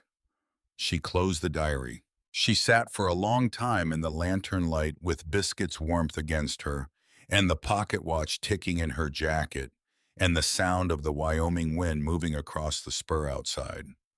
She thought about Elias Vance sitting in this same darkness 30 years ago, tapping out a message on a dying battery, not knowing if anyone would receive it. She thought about the quality of that courage, the courage of doing the right thing when you could not know if it would make any difference. She picked up the lantern, she picked up the diary. She went to the doorway of the car and stood in the October night, which was cold and completely clear. The stars over the Wyoming high country spread in their immense abundance. She looked down at Biscuit, who was sitting at her left foot on the edge of the car's threshold. The white blaze a pale luminous mark in the darkness, the upright right ear directed toward the valley below them. She reached down and rested her hand briefly on the top of his head. Then she stepped down from the car and began walking back toward the boarding house, and the warmth of the light in Martha's window, and the work that was not yet finished. The Territorial Archive was in Cheyenne. Delia wrote the letter that same night sitting at the boarding house table with the lantern burning low and Biscuit curled under the chair with his chin on her left boot, the slight weight of him a steady grounding presence. She wrote to the Territorial Records Office requesting access to telegraph relay logs from August of 1855, citing the specific date and the specific relay station Clearwater Junction, which was now Vane Falls in the name of the sender, Elias Vance, Paymaster, Wyoming and Pacific Railroad. She wrote a second letter to the Chicago office of the Wyoming and Pacific's successor company, which had absorbed the bankrupt line's assets and records in 1861. She requested the original telegraph receiving logs from the Chicago office for the same date range. She was not certain either letter would produce anything. Records from 30 years ago had a way of being incomplete, misfiled, or simply gone. Paper was a fragile medium for the preservation of truth, which was part of why Edgar Vane had built his life upon it. Paper could be managed, but it could also survive in the right conditions with the same fidelity as the paymaster's ledger, the same fidelity as the diary that had waited under a false floor for 30 years without being found. She sealed both letters. She wrote a third to a lawyer in Cheyenne whose name Martha had produced from her long memory of useful people, a man who had handled property disputes in the territory for 2 decades, and who had, according to Martha, a particular dislike of cases in which powerful men use legal process as a weapon against people who lack the resources to respond in kind. She explained the situation in 3 careful paragraphs. She listed what she had. She asked what could be done with it. Then she put the letters in her jacket pocket beside the pocket watch and went to sleep. In the days that followed, while she waited for replies, the work of the ledger continued. There were 14 names remaining. Some were in towns she could reach by wagon in a day's travel. Some were more distant, requiring letters rather than visits, the gold sent by registered post with documentation sufficient to establish the legitimacy of what she was sending. 2 names on the list had no living heirs that Jed or Martha could trace through the networks of memory and connection that the old-timers of the valley carried. For those she set the amounts aside in a separate account she was keeping marked with the men's names waiting for a purpose she suspected would eventually make itself clear. The signed receipts accumulated in the leather case, 41, 47, 53, each one was a fact. Each one was a document that told the same story from a different angle. The story of money owed held for 30 years in a sealed car on a forgotten siding and returned with interest to the people to whom it had always belonged. None of the receipts mentioned Edgar Vane by name. None of them needed to. The ledger that documented the original debt was Elias Vance's document, and it named Vane with the completeness of a man who had understood that naming the truth clearly was the only thing he could still do. The receipt simply confirmed that the truth had been acted upon. The gold in the strongbox diminished by careful measure. The record in the leather case grew. The reply from the Cheyenne lawyer arrived on a Wednesday, 9 days after she sent the letter. His name was Aldous Fenn, and he wrote with the compressed, efficient prose of a man who charged by the hour and had learned to say exactly what needed to be said without ornamentation. He had reviewed her summary of the situation. He believed the contents of her leather case, combined with the diary and the ledger, constituted a substantial evidentiary record. He noted that the territorial courts had recently seen several cases involving fraudulent land acquisition from the railroad expansion period, and that there was a climate of judicial attention to such matters that had not existed a decade earlier. He recommended that she not respond to Edgar Vane's filing through the territorial court until she had assembled the complete record, specifically the telegraph documentation, if it could be obtained, and that she make no public statement in the interim. He also noted in his third paragraph that he would be interested in taking her case on a contingency basis, which told her something about what he thought of its merits. She wrote back the same afternoon, retaining his services. The reply from the Territorial Records Office in Cheyenne arrived the following week. It was brief and informative. The Clearwater Junction relay station had indeed been operational in August of 1855, and its logs for that period had been transferred to the Territorial Archive in 1872 when the station was consolidated into the Vane Falls office. The archivist had located the log for August 15, 1855. An incoming transmission had been recorded originating from an improvised field unit on the Wyoming and Pacific Central line received at 11:42 in the evening. The transmission had been logged, initialed, and marked for forwarding to the Chicago headquarters. There was no record of it having been forwarded. The log entry simply stopped the way entries stop when the next step in a process is not completed and the incompletion is not explained because the person who should have explained it chose not to. She held the letter and looked at the wall of the boarding house room for a long time. Then she wrote to Aldous Fenn with the new information and asked him to begin filing. What followed in Vane Falls was not visible from Caldera Spur, but its consequences arrived in the form of a second legal filing, more aggressive than the first, accompanied by a letter from a law firm in Cheyenne that Fenn, when she forwarded it to him, identified as one of the most expensive practices in the territory. Edgar Vane had retained them within 48 hours of Fenn's initial filing, which told her something about how seriously he was taking this now. The legal maneuvers were intricate in the way of things designed to obscure rather than illuminate.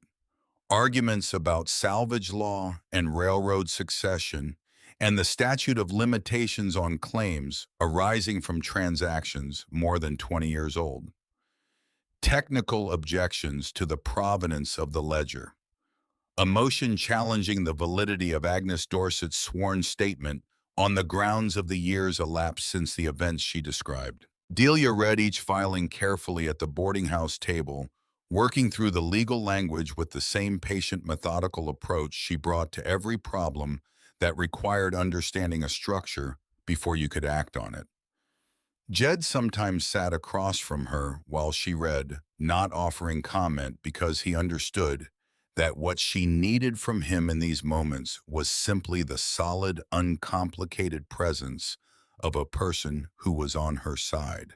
Biscuit lay under the table with his chin on her foot and the faded red collar catching the lamplight, and his breathing slow and even, the breathing of an animal that has decided that whatever the person beside him is doing waiting with her is the correct response. She wrote detailed responses to Fenn for each filing. She was precise and organized, and she did not allow herself anger because anger was a condition that made you reactive, and she needed to remain deliberate. She had the receipts, she had the ledger, she had Agnes Dorset's testimony, she had the archive record of the suppressed telegram, she had the diary, she had more paper than Edgar Vane.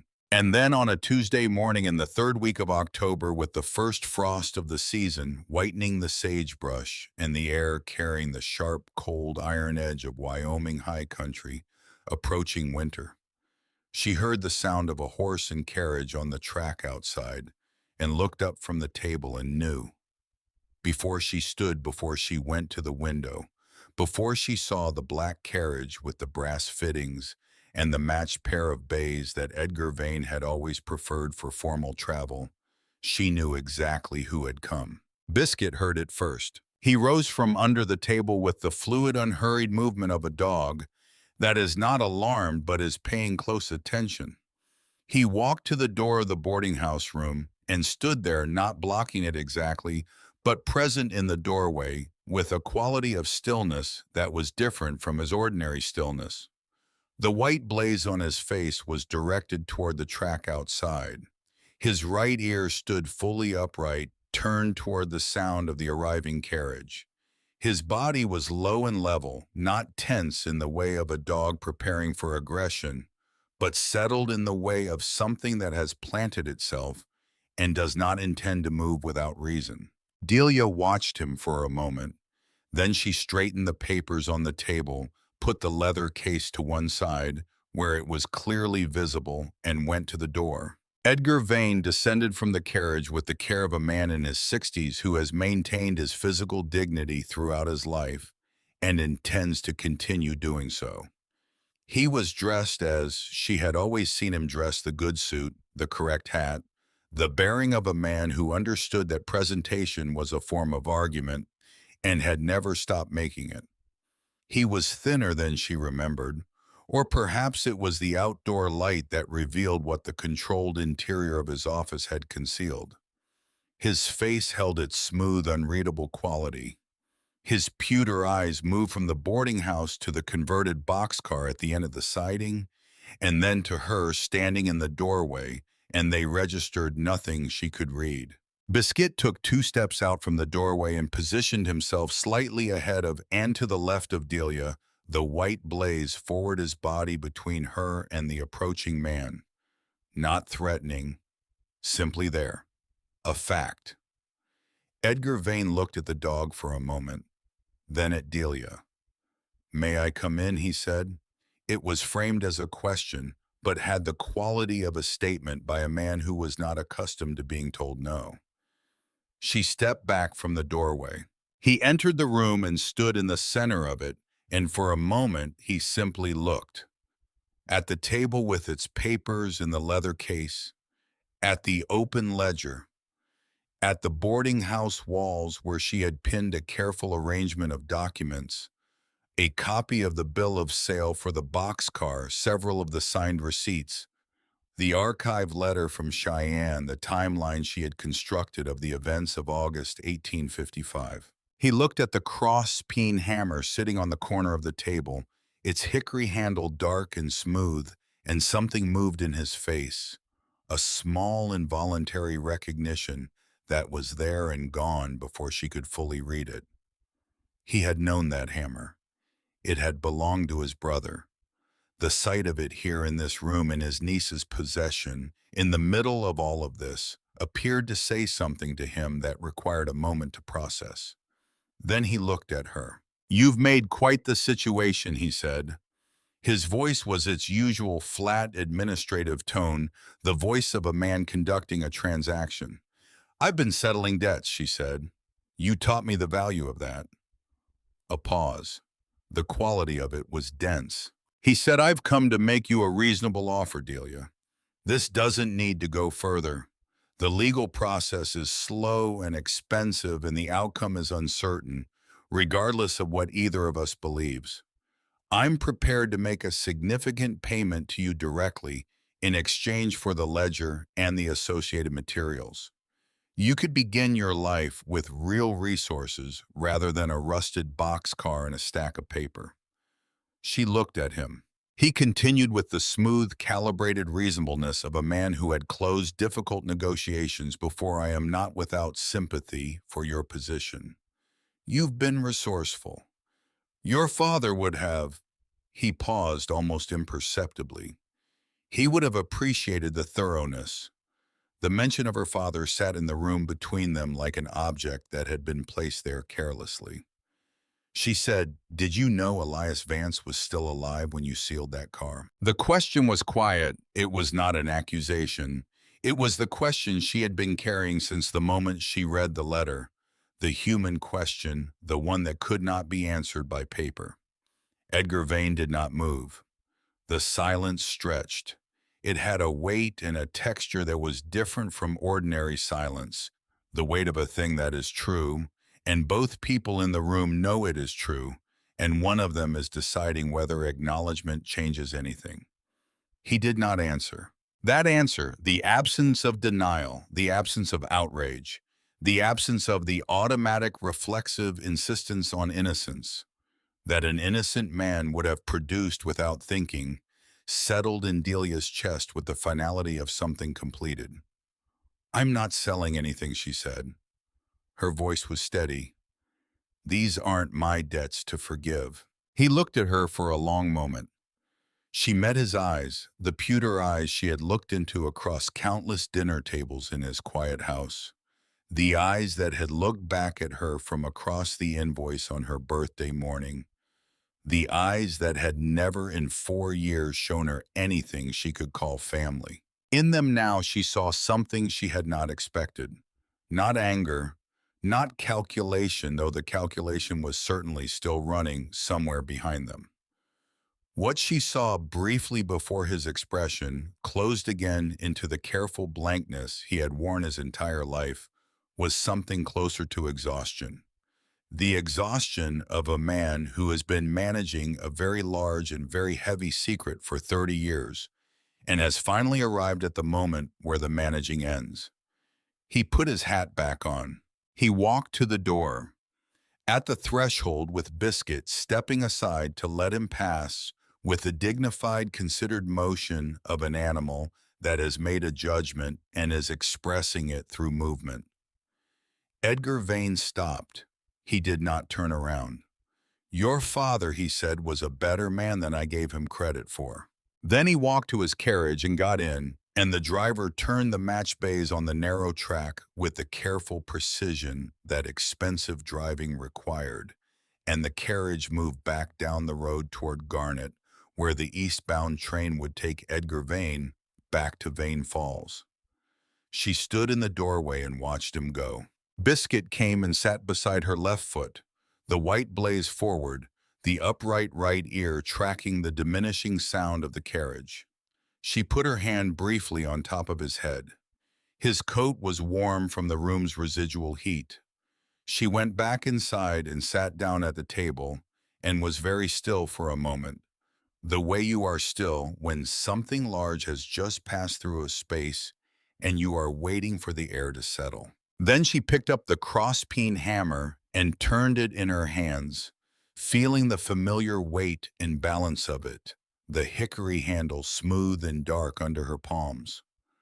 Her father had been a better man than Edgar Vane had given him credit for. She had known that since she was 8 years old. She set the hammer down and picked up her pen. There was still work to do.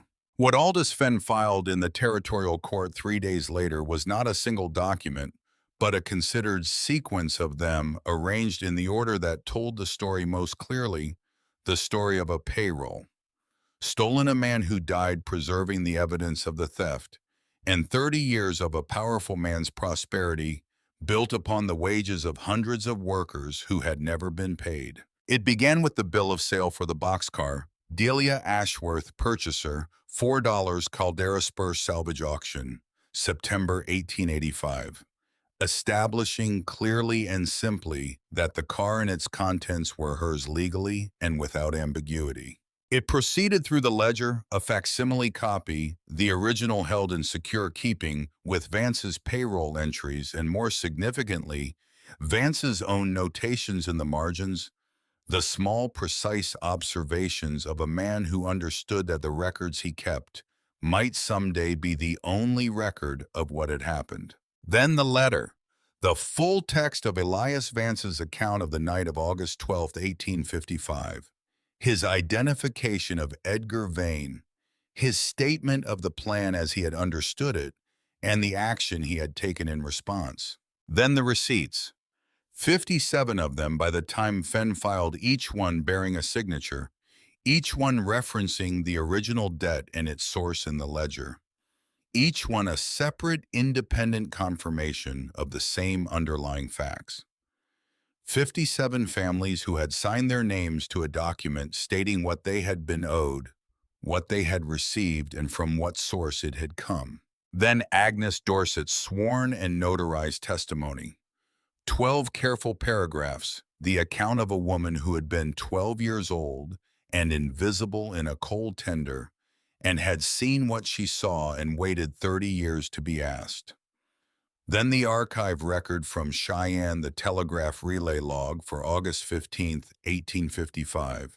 The incoming transmission recorded and then not forwarded the gap in the record that spoke with the eloquence of an absence more significant than most presences. Then the diary. Fenn sent copies simultaneously to 3 locations: the Territorial Court in Cheyenne, the Regional Office of the Federal Land Commission, which had jurisdiction over questions of fraudulent land acquisition on railroad-granted territories, and the Wyoming Courier, which was the largest newspaper in the territory, and had a managing editor who had been waiting. Fenn informed Delia in a brief accompanying note for precisely this kind of story for most of his professional life.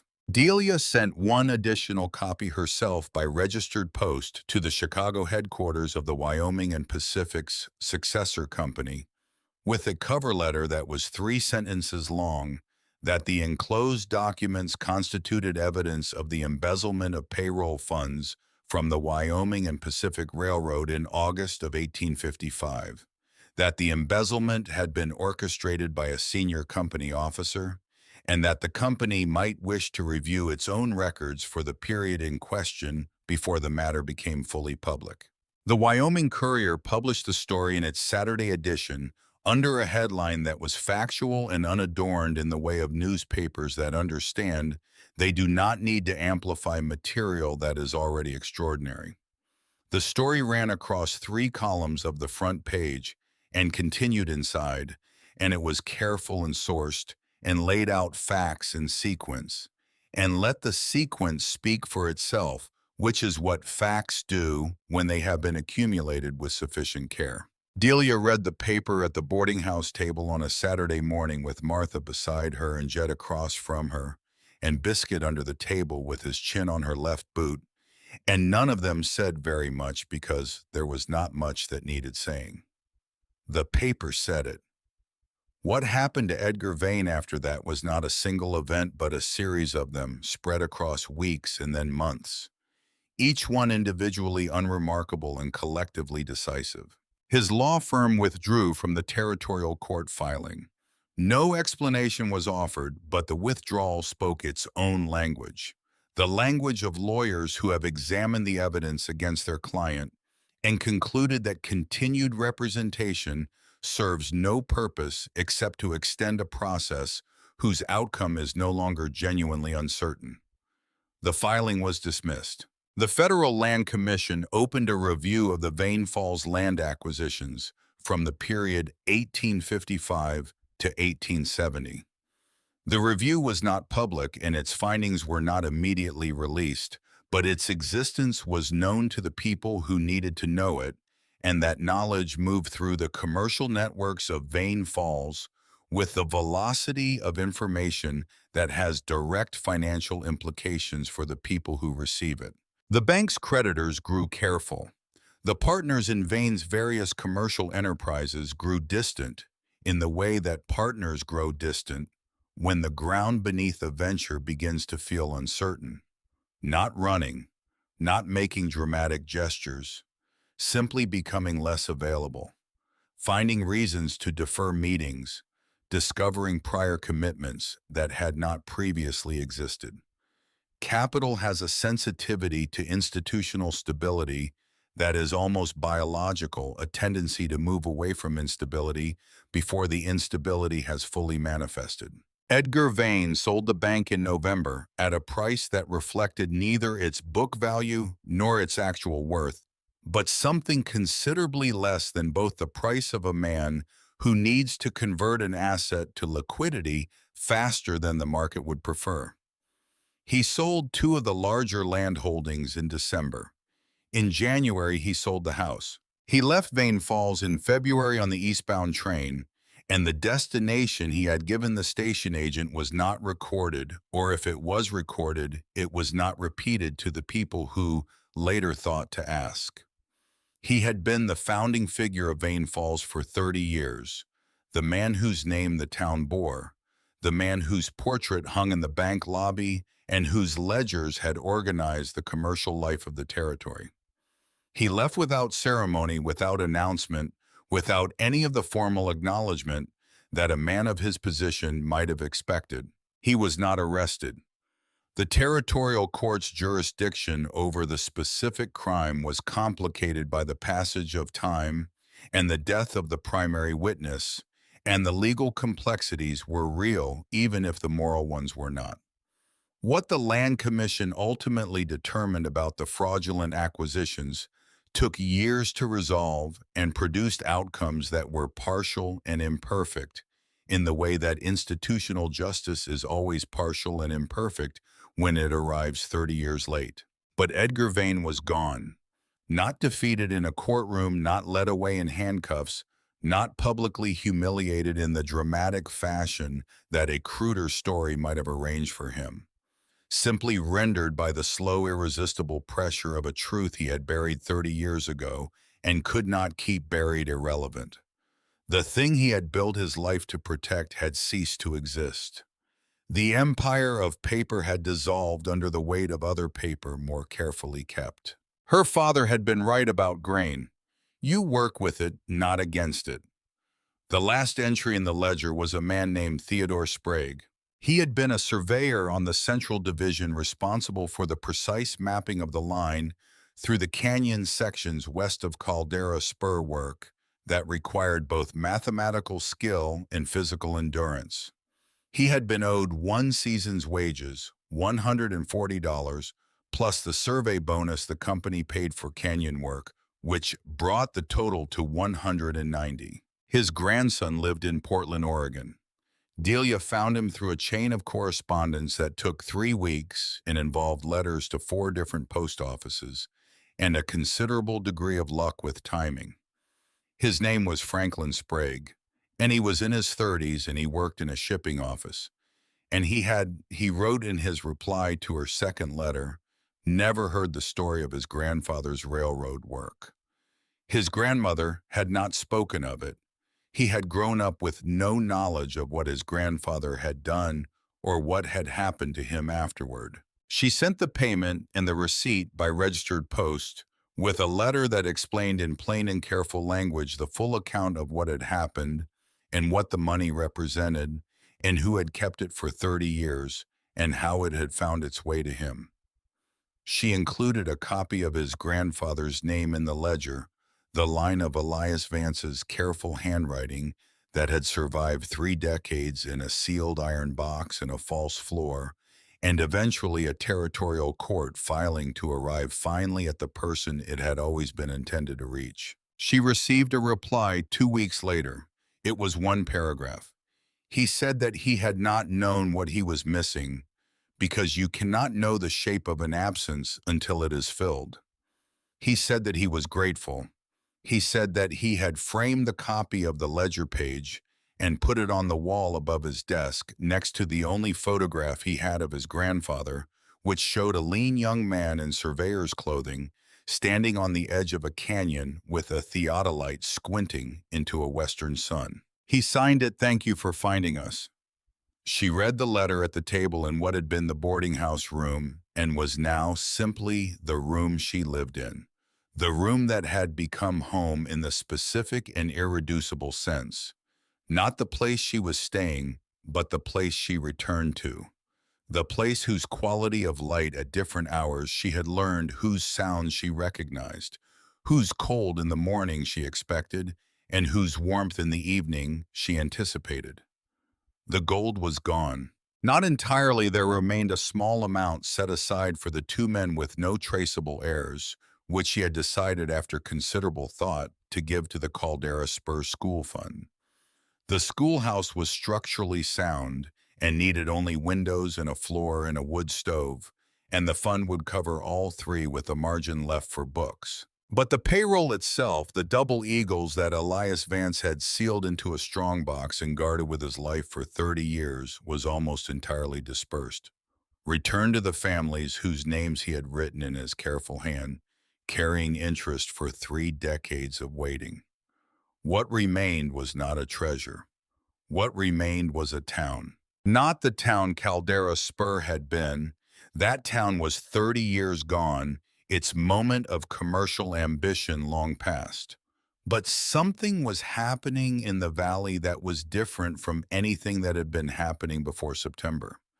The infusion of capital into the families who had received payments was not vast, but it was real, and real money in a community that had been running on very little for a very long time had a multiplying quality that people in small communities understood in practice. Elspeth Farrow's roof was repaired, and she hired her neighbor's son to do it, and the neighbor's son bought iron at Ben Galt's forge, and Ben Galt ordered new stock from the ironmonger in Garnet, and the ironmonger's delivery wagon began making Caldera Spur a regular stop. The general store in Garnet, which had stopped delivering to the Spur 20 years ago, on the reasonable grounds that there was no one there worth delivering to, revised its assessment. People began to talk of the valley differently, not as a place that had failed, but as a place that had been wronged and was now slowly being made right. People came back. Not many. The Spur was not going to become a city. The rail line was not going to be relayed. But some of the families who had left the valley in the bad years had connections to its still roots that had survived the departure, and the news of what had happened at Caldera Spur carried the quality of news about a place that has been given back something it was owed, and for some people that quality was sufficient reason to come and look. The schoolhouse opened in December with 14 children and a teacher from Garnet who had agreed to make the trip twice a week. The livery stable's collapsed roof was rebuilt by 3 men working together on a Wednesday in November. The new pine boards pale against the weathered frame of the surviving walls, the smell of cut lumber, clean and specific in the cold air. The boarding house itself was being repaired room by room by a man named Aldrich Dunmore, who had lived in the valley 20 years ago and returned in October, and who worked with the unhurried, competent thoroughness of someone who has come back to a place because it means something rather than because it is convenient. Delia watched these things from the door of her converted boxcar on mornings when the light came long and golden across the valley floor, and the frost on the sage caught it and held it briefly before the day warmed enough to release it. She had the cross-peen hammer in her hand on some of these mornings because Ben Galt had asked her in the practical, direct way of people who need something and have no reason to be indirect about it, if she would work with him at the forge on the days when the orders exceeded what one pair of hands could manage. She said yes. The work was good. It was the work she had been made for, in the most literal sense, made by her father's teaching, made by the years of standing beside the forge and learning to read metal as though it were a language, made by the 10 years of practice that had given her hands the knowledge that hands acquire only from repetition, in which no amount of instruction in the abstract can substitute for. The forge in Ben's shop was better than the one she had improvised in the livery stable, properly constructed with a functioning bellows and an intact anvil and a full set of tools. She made the tools of the valley's recovery: plowshares, wagon wheel rims, hinges for the schoolhouse door, hooks for Jed's shack that would hold things through a Wyoming winter, a new latch for the boarding house's front door, which had been making do with a piece of rope since before she arrived. On a morning in late November, she was working alone at the forge. Ben had gone to Garnet for supplies when she stopped and set down the cross-peen and looked at the piece she had been working on, which was a simple bracket for the schoolhouse window frame, and she understood something she had been approaching for weeks without quite arriving at. She had not become rich. She had not restored herself to a position of comfort or security that could be measured in the terms Edgar Vane would have used, the terms of assets and income, and the various quantifiable markers of prosperity that his world used to assess whether a person was doing well. She had $6 in her pocket, which was roughly what she had started with after buying the boxcar. The boxcar was now her home. The town around her was not wealthy, but she owned something she had not owned in September. She owned this, the solidity of being in a place where she was known, where her work was needed, where the sound of the hammer in the morning was an expected sound, and its absence would be noticed. Where Elspeth Farrow's boys sometimes came by the forge after school and watched her work with the same quality of attention she had brought as a child to her father's smithy. Where Martha brought food in the evenings, not out of obligation, but out of the human impulse to bring food to people whose company you value. Where the valley had a name again, a living one spoken by people who were building a future rather than mourning a past. She picked up the cross peen and turned it once in her hand, feeling the balance of it, 2 pounds of hardened steel and hickory, and 30 years of her father's handling worn into the grain of the wood, and now her own years added to it, her own grip beginning to wear its own marks into the places his had worn his. Everything has a grain, he had said.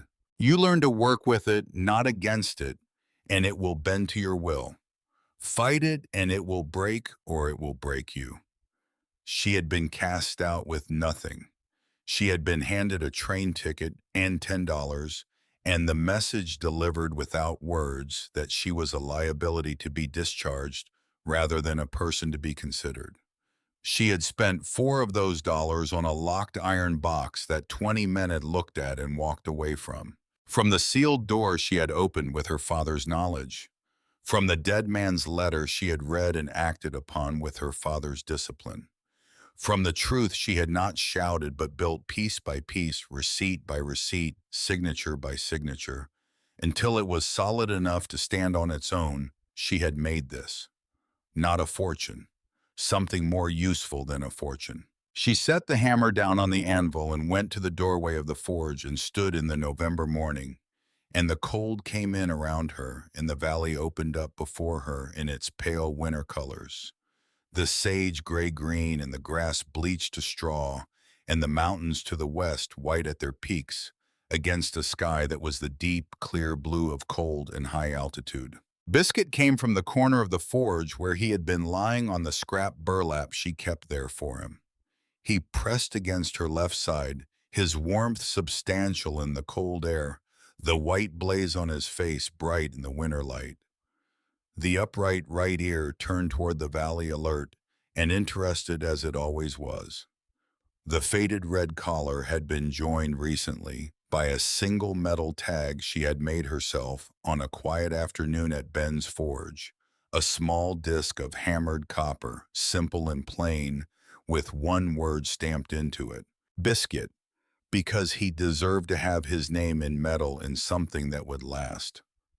She put her hand on his back and felt the steady rise and fall of his breathing under her palm, and the pocket watch ticked in her jacket, and from down the track she could hear the sound of hammering where Aldrich Dunmore was working on the boarding house roof, and from further away, faint but distinct, the voices of children arriving at the schoolhouse. She looked at the valley for a long time, the gray blue of her eyes quiet and attentive, the scar above her left eyebrow pale in the cold morning light, the olive canvas of the jacket she had worn every day since Clearfield softened further by months of Wyoming weather into something that was simply part of her, now as natural and necessary as her own skin.